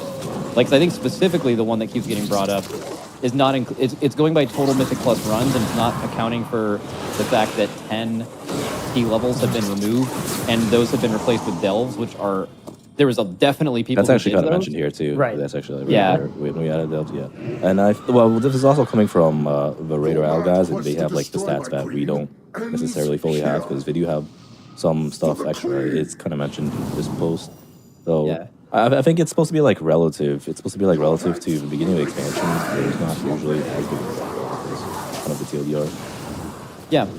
I mean, I think they should. Like, I think, like, Mythic Plus, like, we always talk about how it's super like convenient as a player. We're like, come join where the grass is greener over here. Join the people who play the season a lot for 2 months or 3 months and then just fuck off and do other stuff and then come back. But Blizzard like definitely wants you to be playing the whole time if you can, right? That would be great for their game. And Mythic Plus is the thing that does that. Like Raid has a designed start and end time, right? There are people definitely who progress the whole patch to get cutting edge. There's a lot of guilds who they do normal or AOTC and then stop. There's guilds that do Mythic and they clear in a couple months and then they kind of like scale back their hours a little bit, right? Like Mythic Plus is the thing that is always there. So it's super important that they maintain that. And there's certainly in the past like year or so, stemming all the way back to the end of the last expansion, where like there's been some huge concerns, and they did address a lot of them, right? Like they split the whole the high keys. They designed for high keys for the first time. They tried to like remove the affixes for top keys. Like they're clearly cooking whether they're working or not, right? So like I think it's been a priority to them for a while, right? Ever since they made that post saying, hey, we're not actually doing anything to Mythic Plus in the War Within. You guys are good, right? And then everyone was like, no. And then they had like the biggest blue post ever after that. That is kind of when I think they changed their focus. But I did want to point out one more thing, Dorky, about what you said. We're like, oh, there has been some dungeon changes. I think how they communicate that to you tells you how much you should pay attention to what they're saying. For example, a blue post that says, we have buffed these things in this dungeon, and then there's a dev note of why, they're clearly trying to communicate something to you. When you are reading Wowhead data mined buffs and nerfs, where there's no blue post associated, you're basically making a deduction with like 20% of the info. You have no idea why they did that thing. It could be to offset something else. You're missing so much. So like ever getting really worked up about a data mine change before they officially announce it or talk about it, you're usually asking, you're most likely getting worked up for no reason because you don't know why they're doing those things. Like they're not intending to announce that stuff. Every beta build, you are seeing a 1 week update of them constantly working on the game, and they could have fixed that thing the next day, but you won't see it until the next build 6 days later.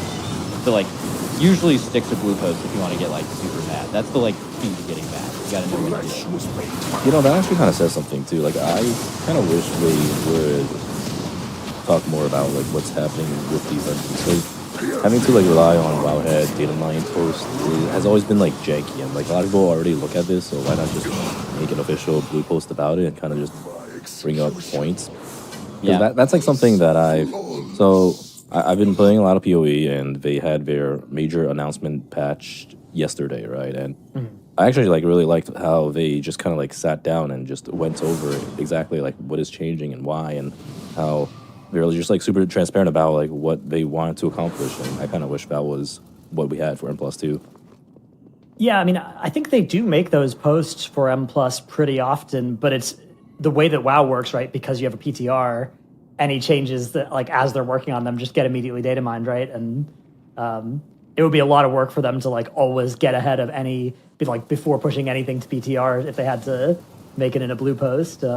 I guess if it was something like, hey, over the next few weeks, you're going to see various changes to M+ designed to do these things. But exactly. It can be a couple sentences. Especially when it's, like, old dungeons, though. A lot of the time, I think when you're just synthesizing dungeons from, like, 4 different expansions, you know, like, we see these WoW posts and it's like, oh, AoE damage buffed in this dungeon or whatever, but like the relative amounts of mob health, tank buster damage, AoE damage, you know, all of these different things from expansion to expansion has varied so much that like you just kind of have to expect those things are going to have to get changed a lot anytime they revamp a dungeon to the new expansion, right? Because they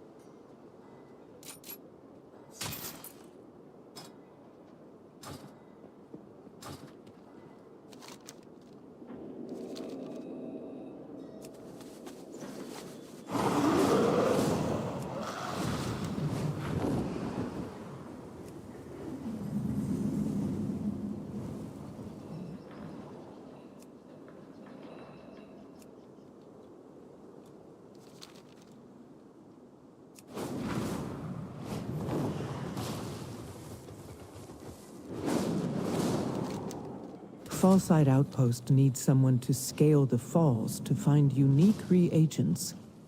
How are you at climbing?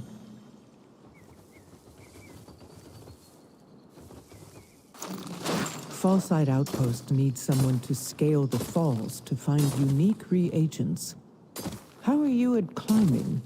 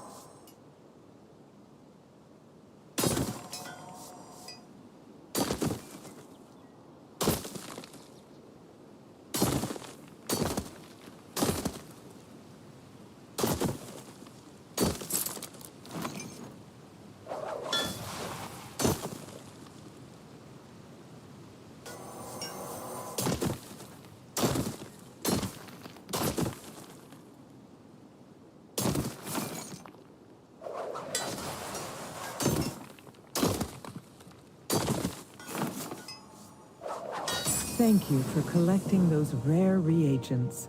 They will be used not only at Fallside Outpost, but across the Isle.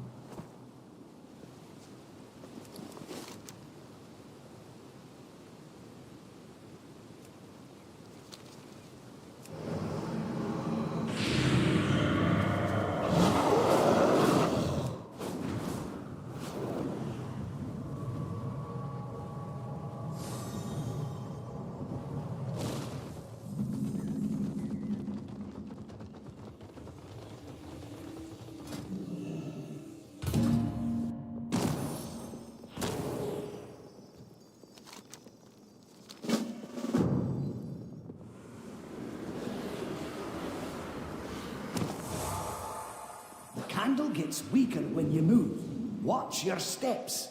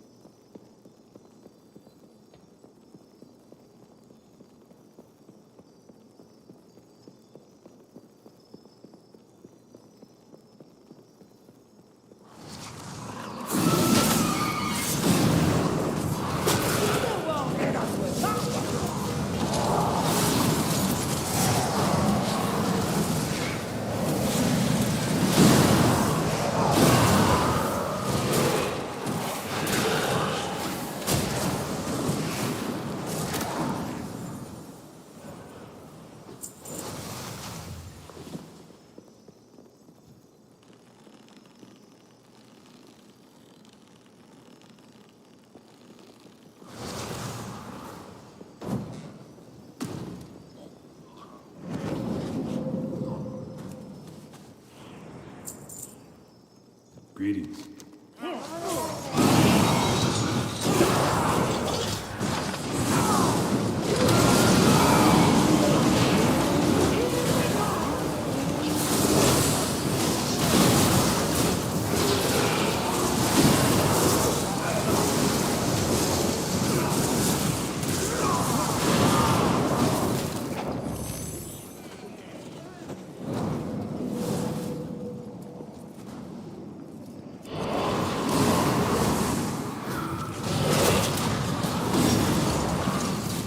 You got to dodge!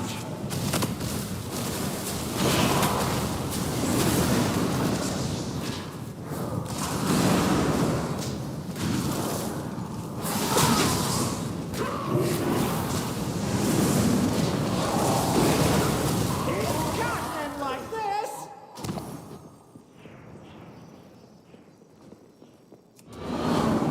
Grab one of those enchanted candles to stay safe from these shadows.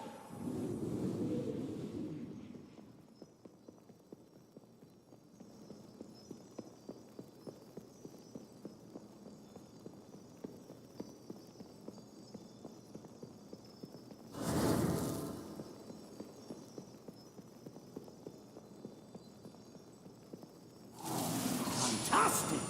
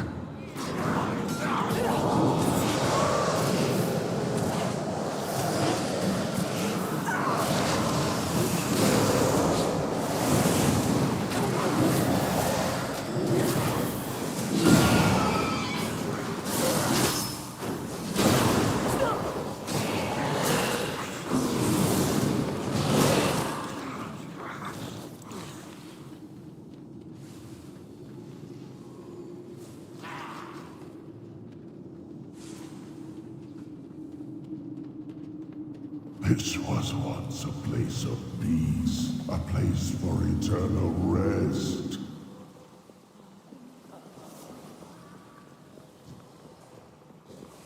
I need to get closer. River of the damned, rise in the name of darkness. Rise in the name of their doom. Beckons.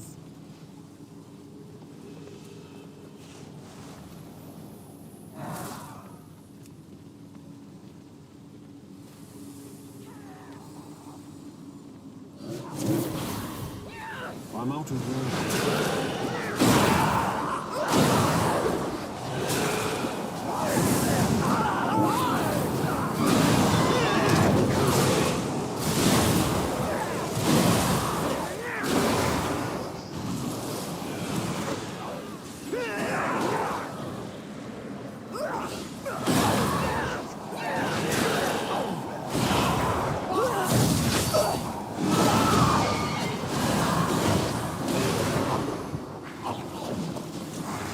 I can't attack that target.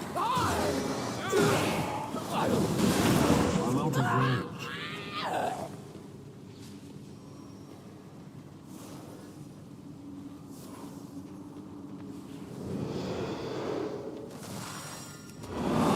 Leave this place, outsider. It will be your final resting place. I don't have a target. I need a target. I need to target something.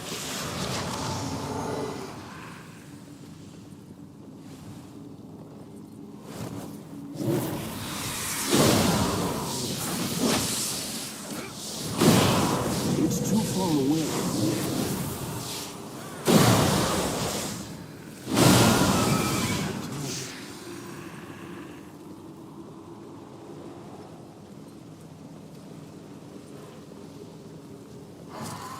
I'm out of range. It's too far away.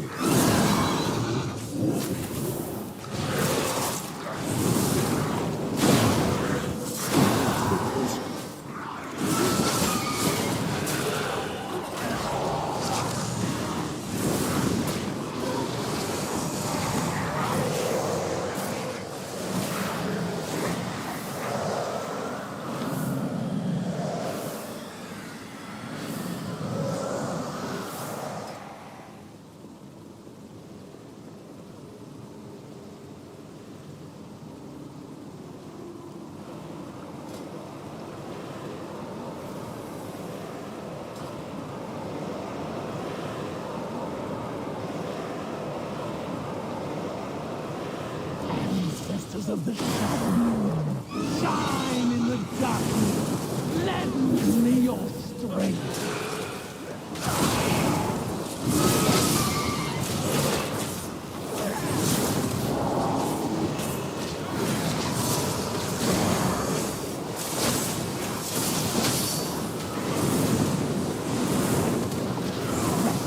Spirit, heed my command.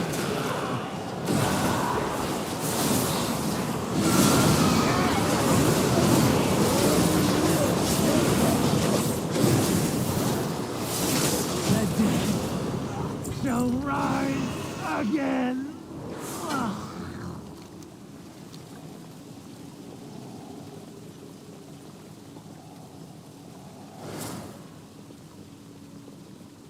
Ner'zhul will not hear us. He hears only God.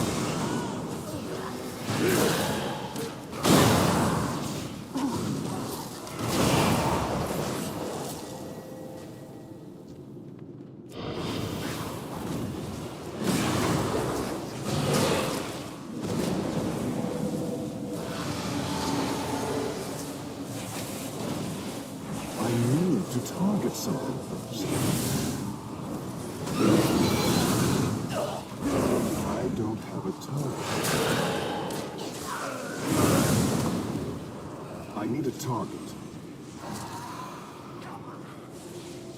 Your undying souls will fuel my ascension from the darkness.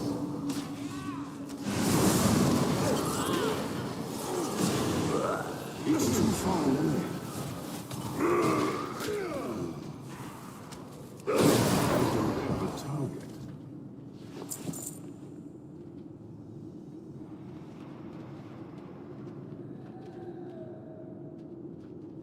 Yes, come closer. Your souls are strong and proud. I will feast on your terror.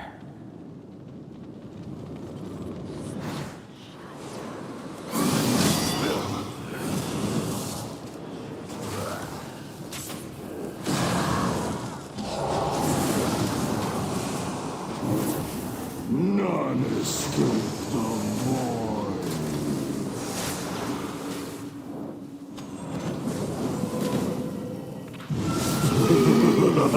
Flee from your form!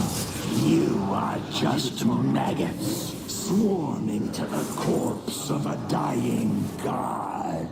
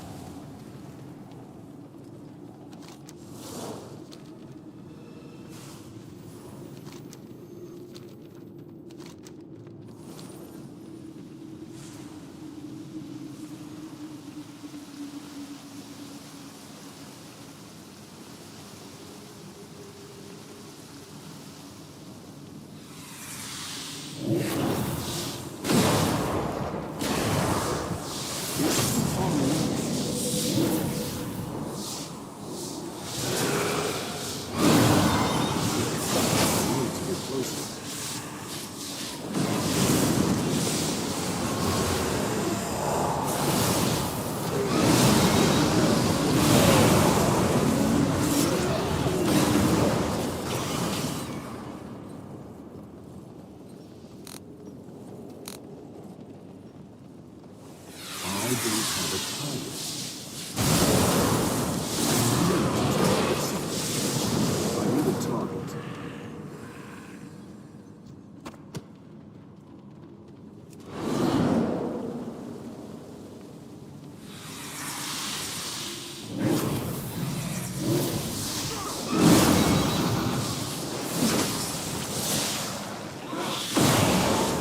I must get closer.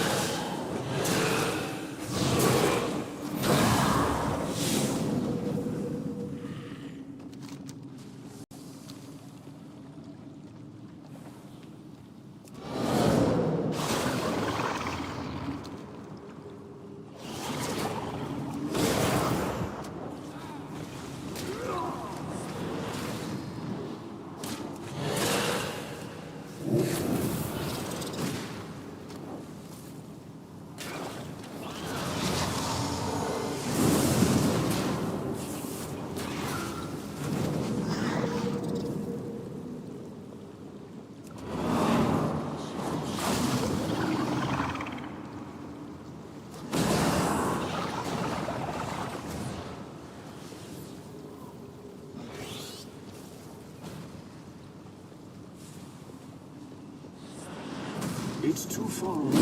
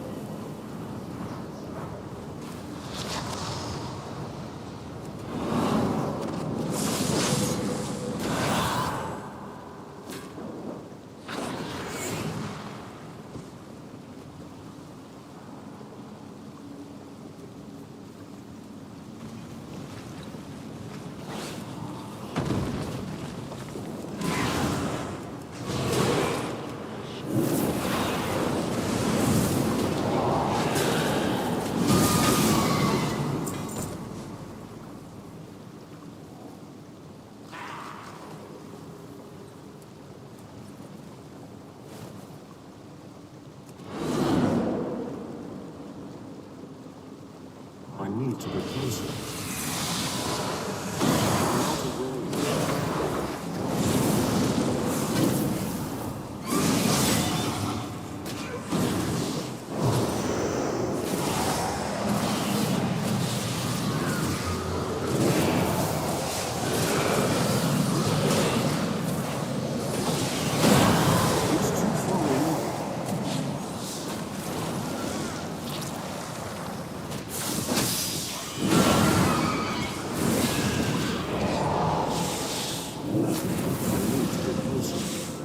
I need to target something first.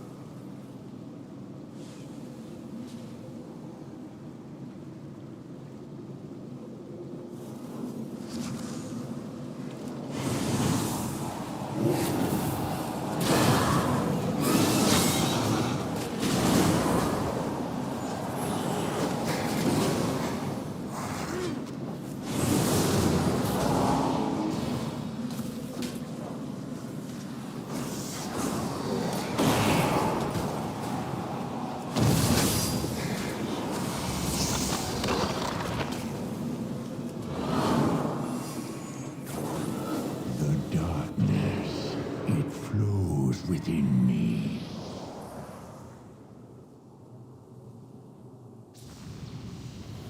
The Shadow Moon cannot be defeated. We walk in the realm of death.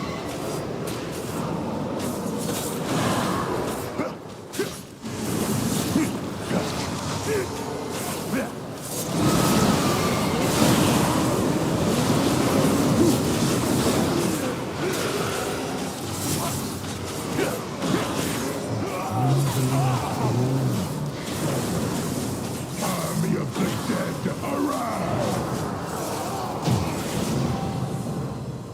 We'll ripple across eternity.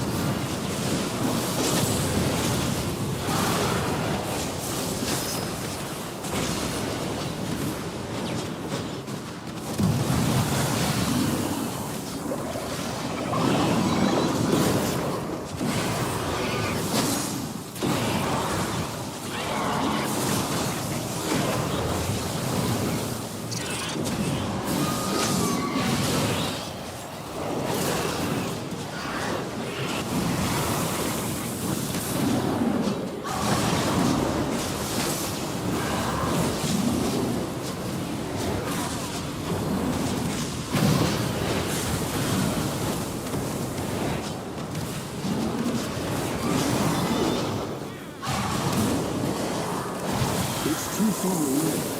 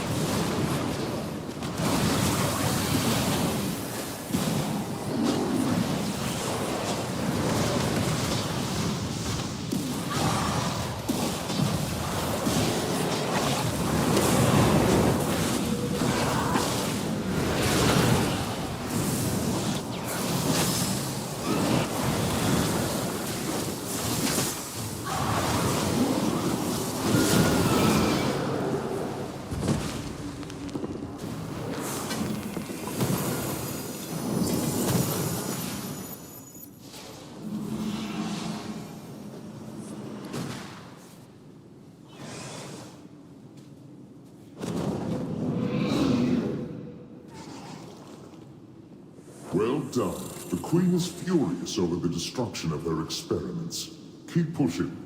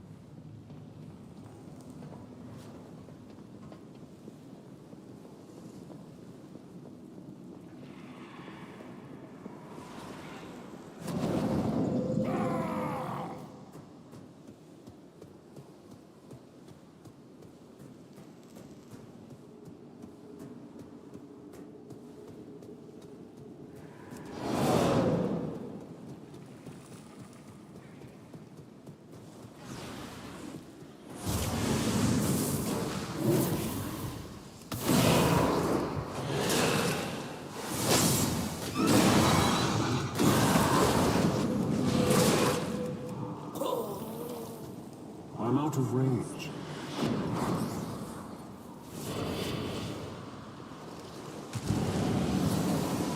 I need to I need a time.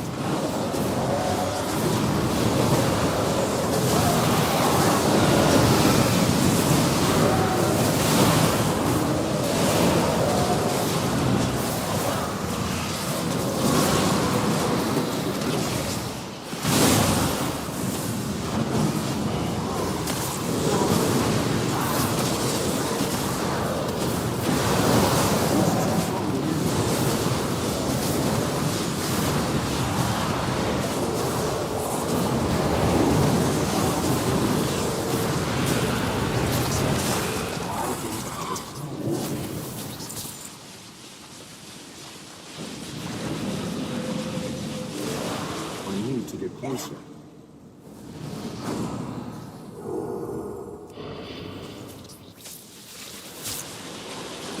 It's too far away.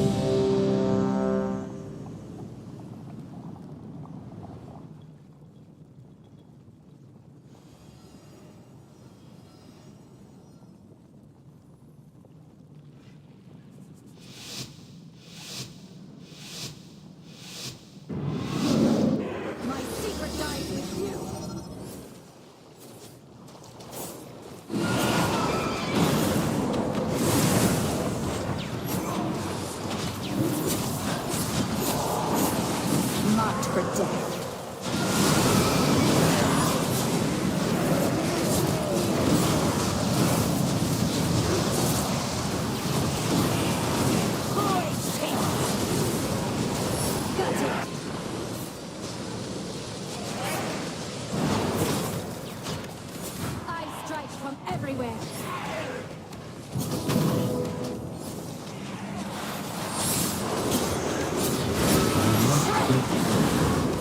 Shadow blades.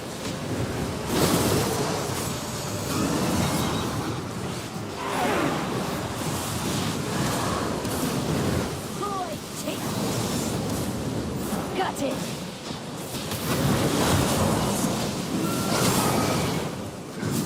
Final twilight.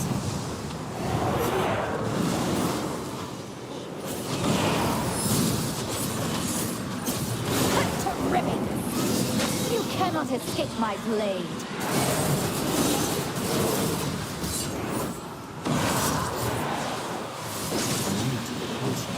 Void take. Quick and painless.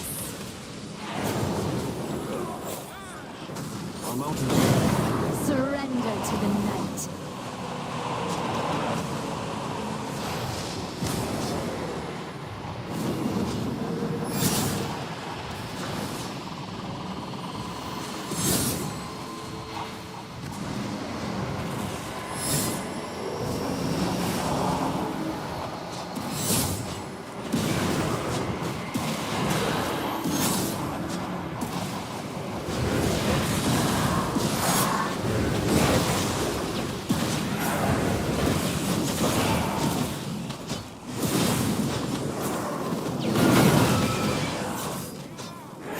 It's too far away.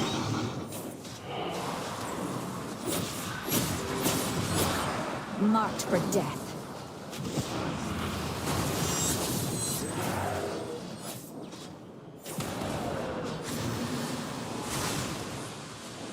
Devouring darkness.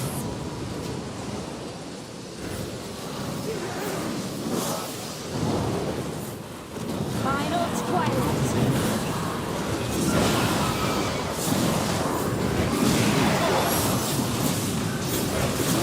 Shredded. Shadow blades.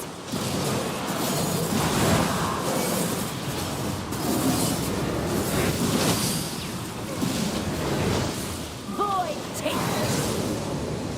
Quick and painless. Final twilight.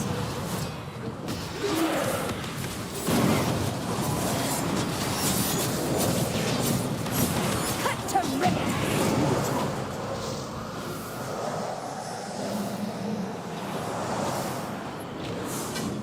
Impressive. But did you believe you were fighting the real thing? I will leave the queen to you. I get paid regardless. I will let your bounties grow before I collect. Until then, watch your back.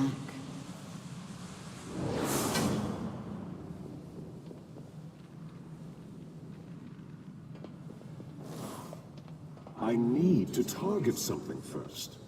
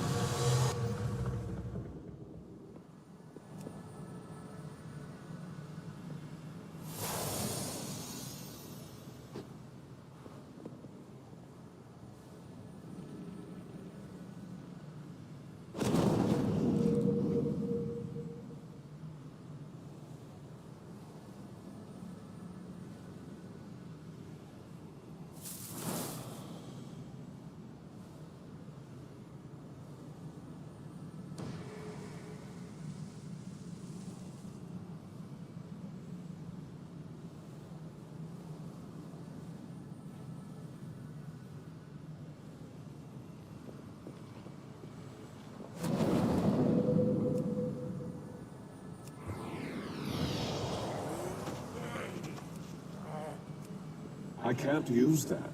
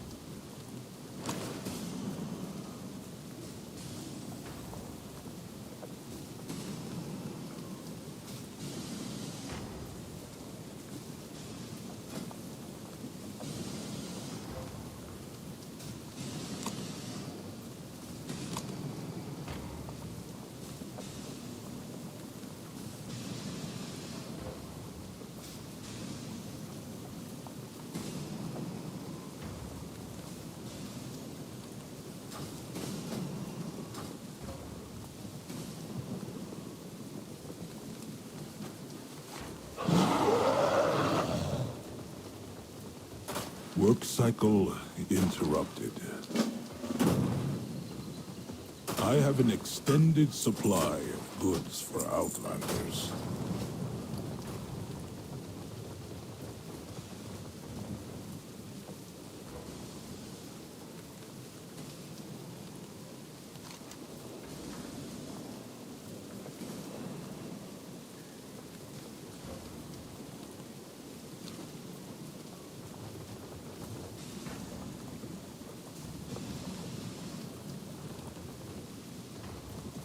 The coreway must be protected.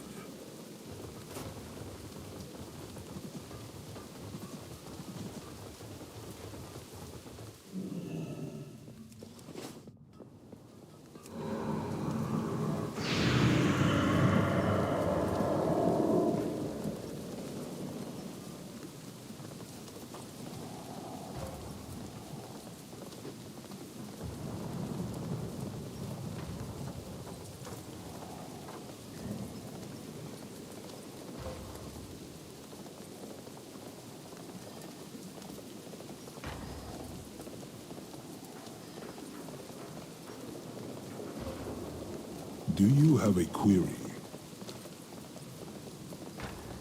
My directive is to serve you.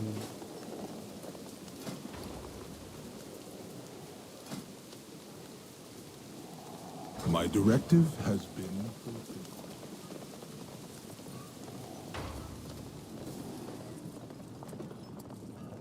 Speak and be heard.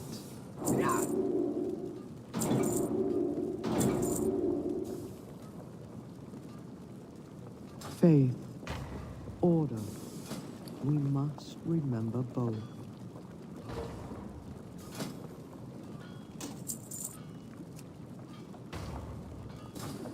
My thanks for your patronage. It's too far away.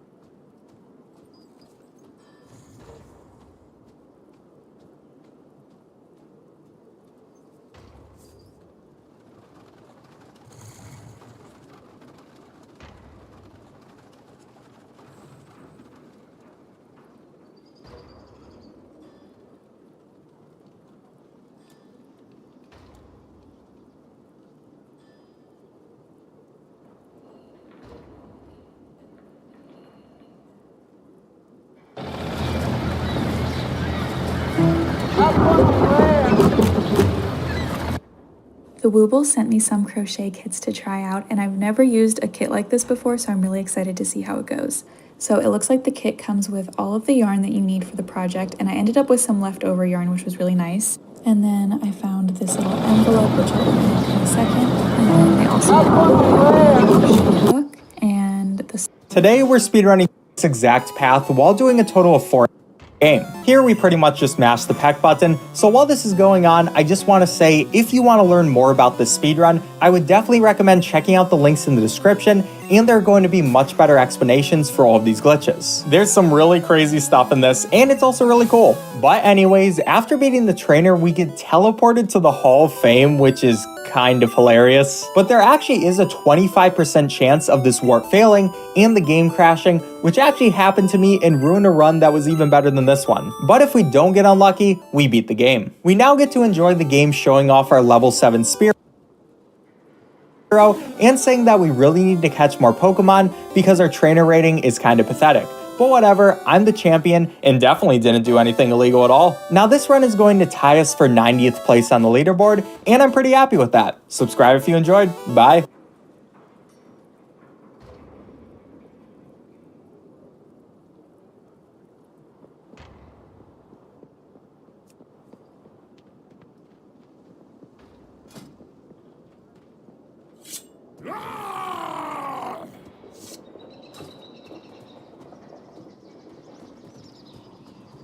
What has the wind brought?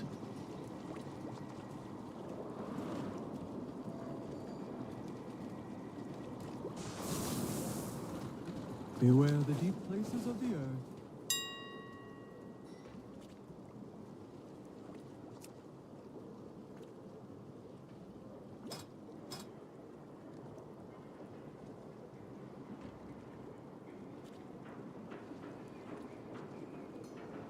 My thanks for your patronage.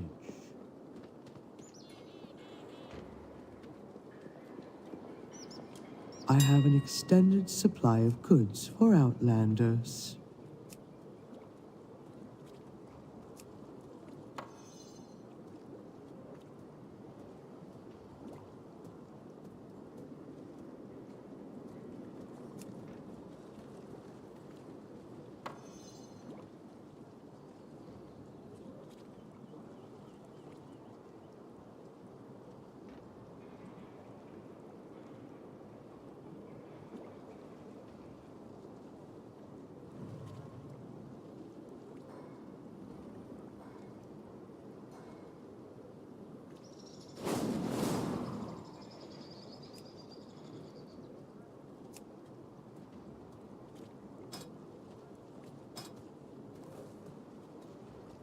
Return and peruse my inventory again. My directive is to serve you. What do you seek?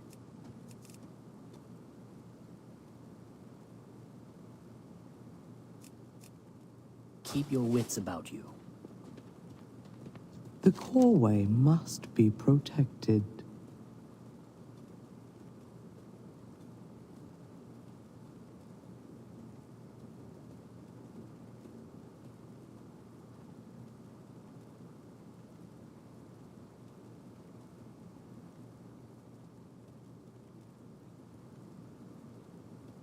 May Rook nor Ram take you far.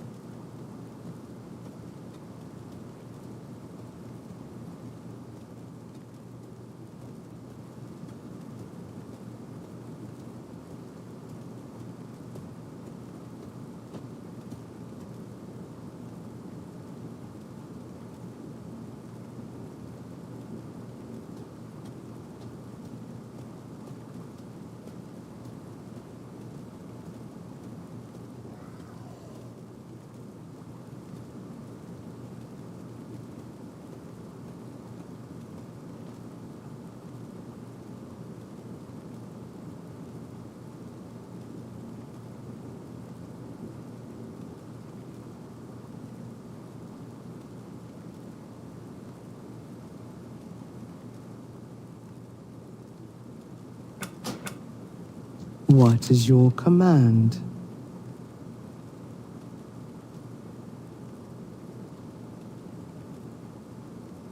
Return if you wish to speak again. My directive has been fulfilled. Resuming work cycle.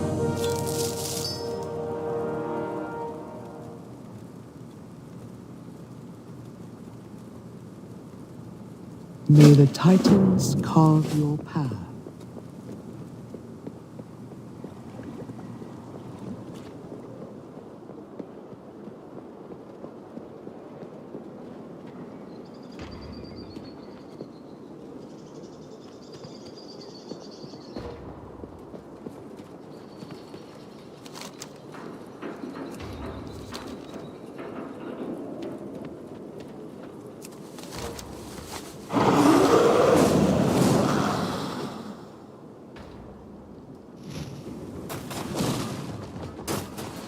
Communication initiated.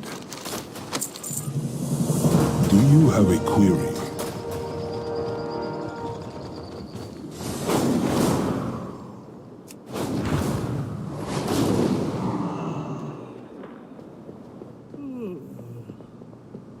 How fare you? If needed, I will answer the call.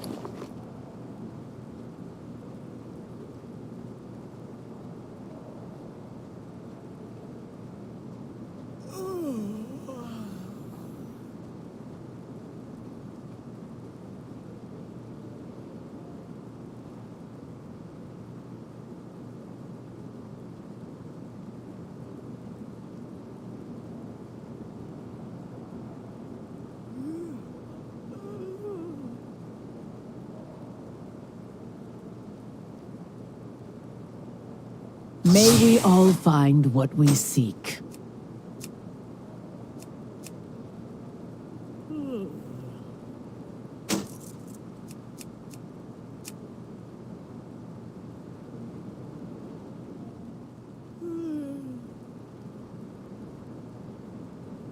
May you find what you seek.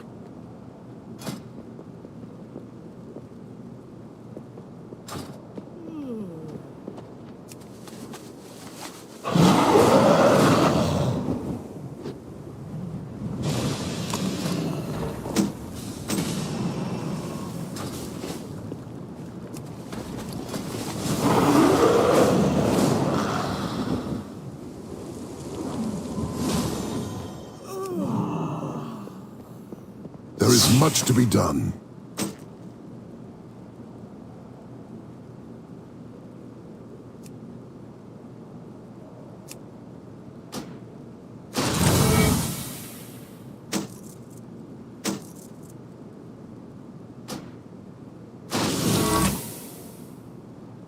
Farewell.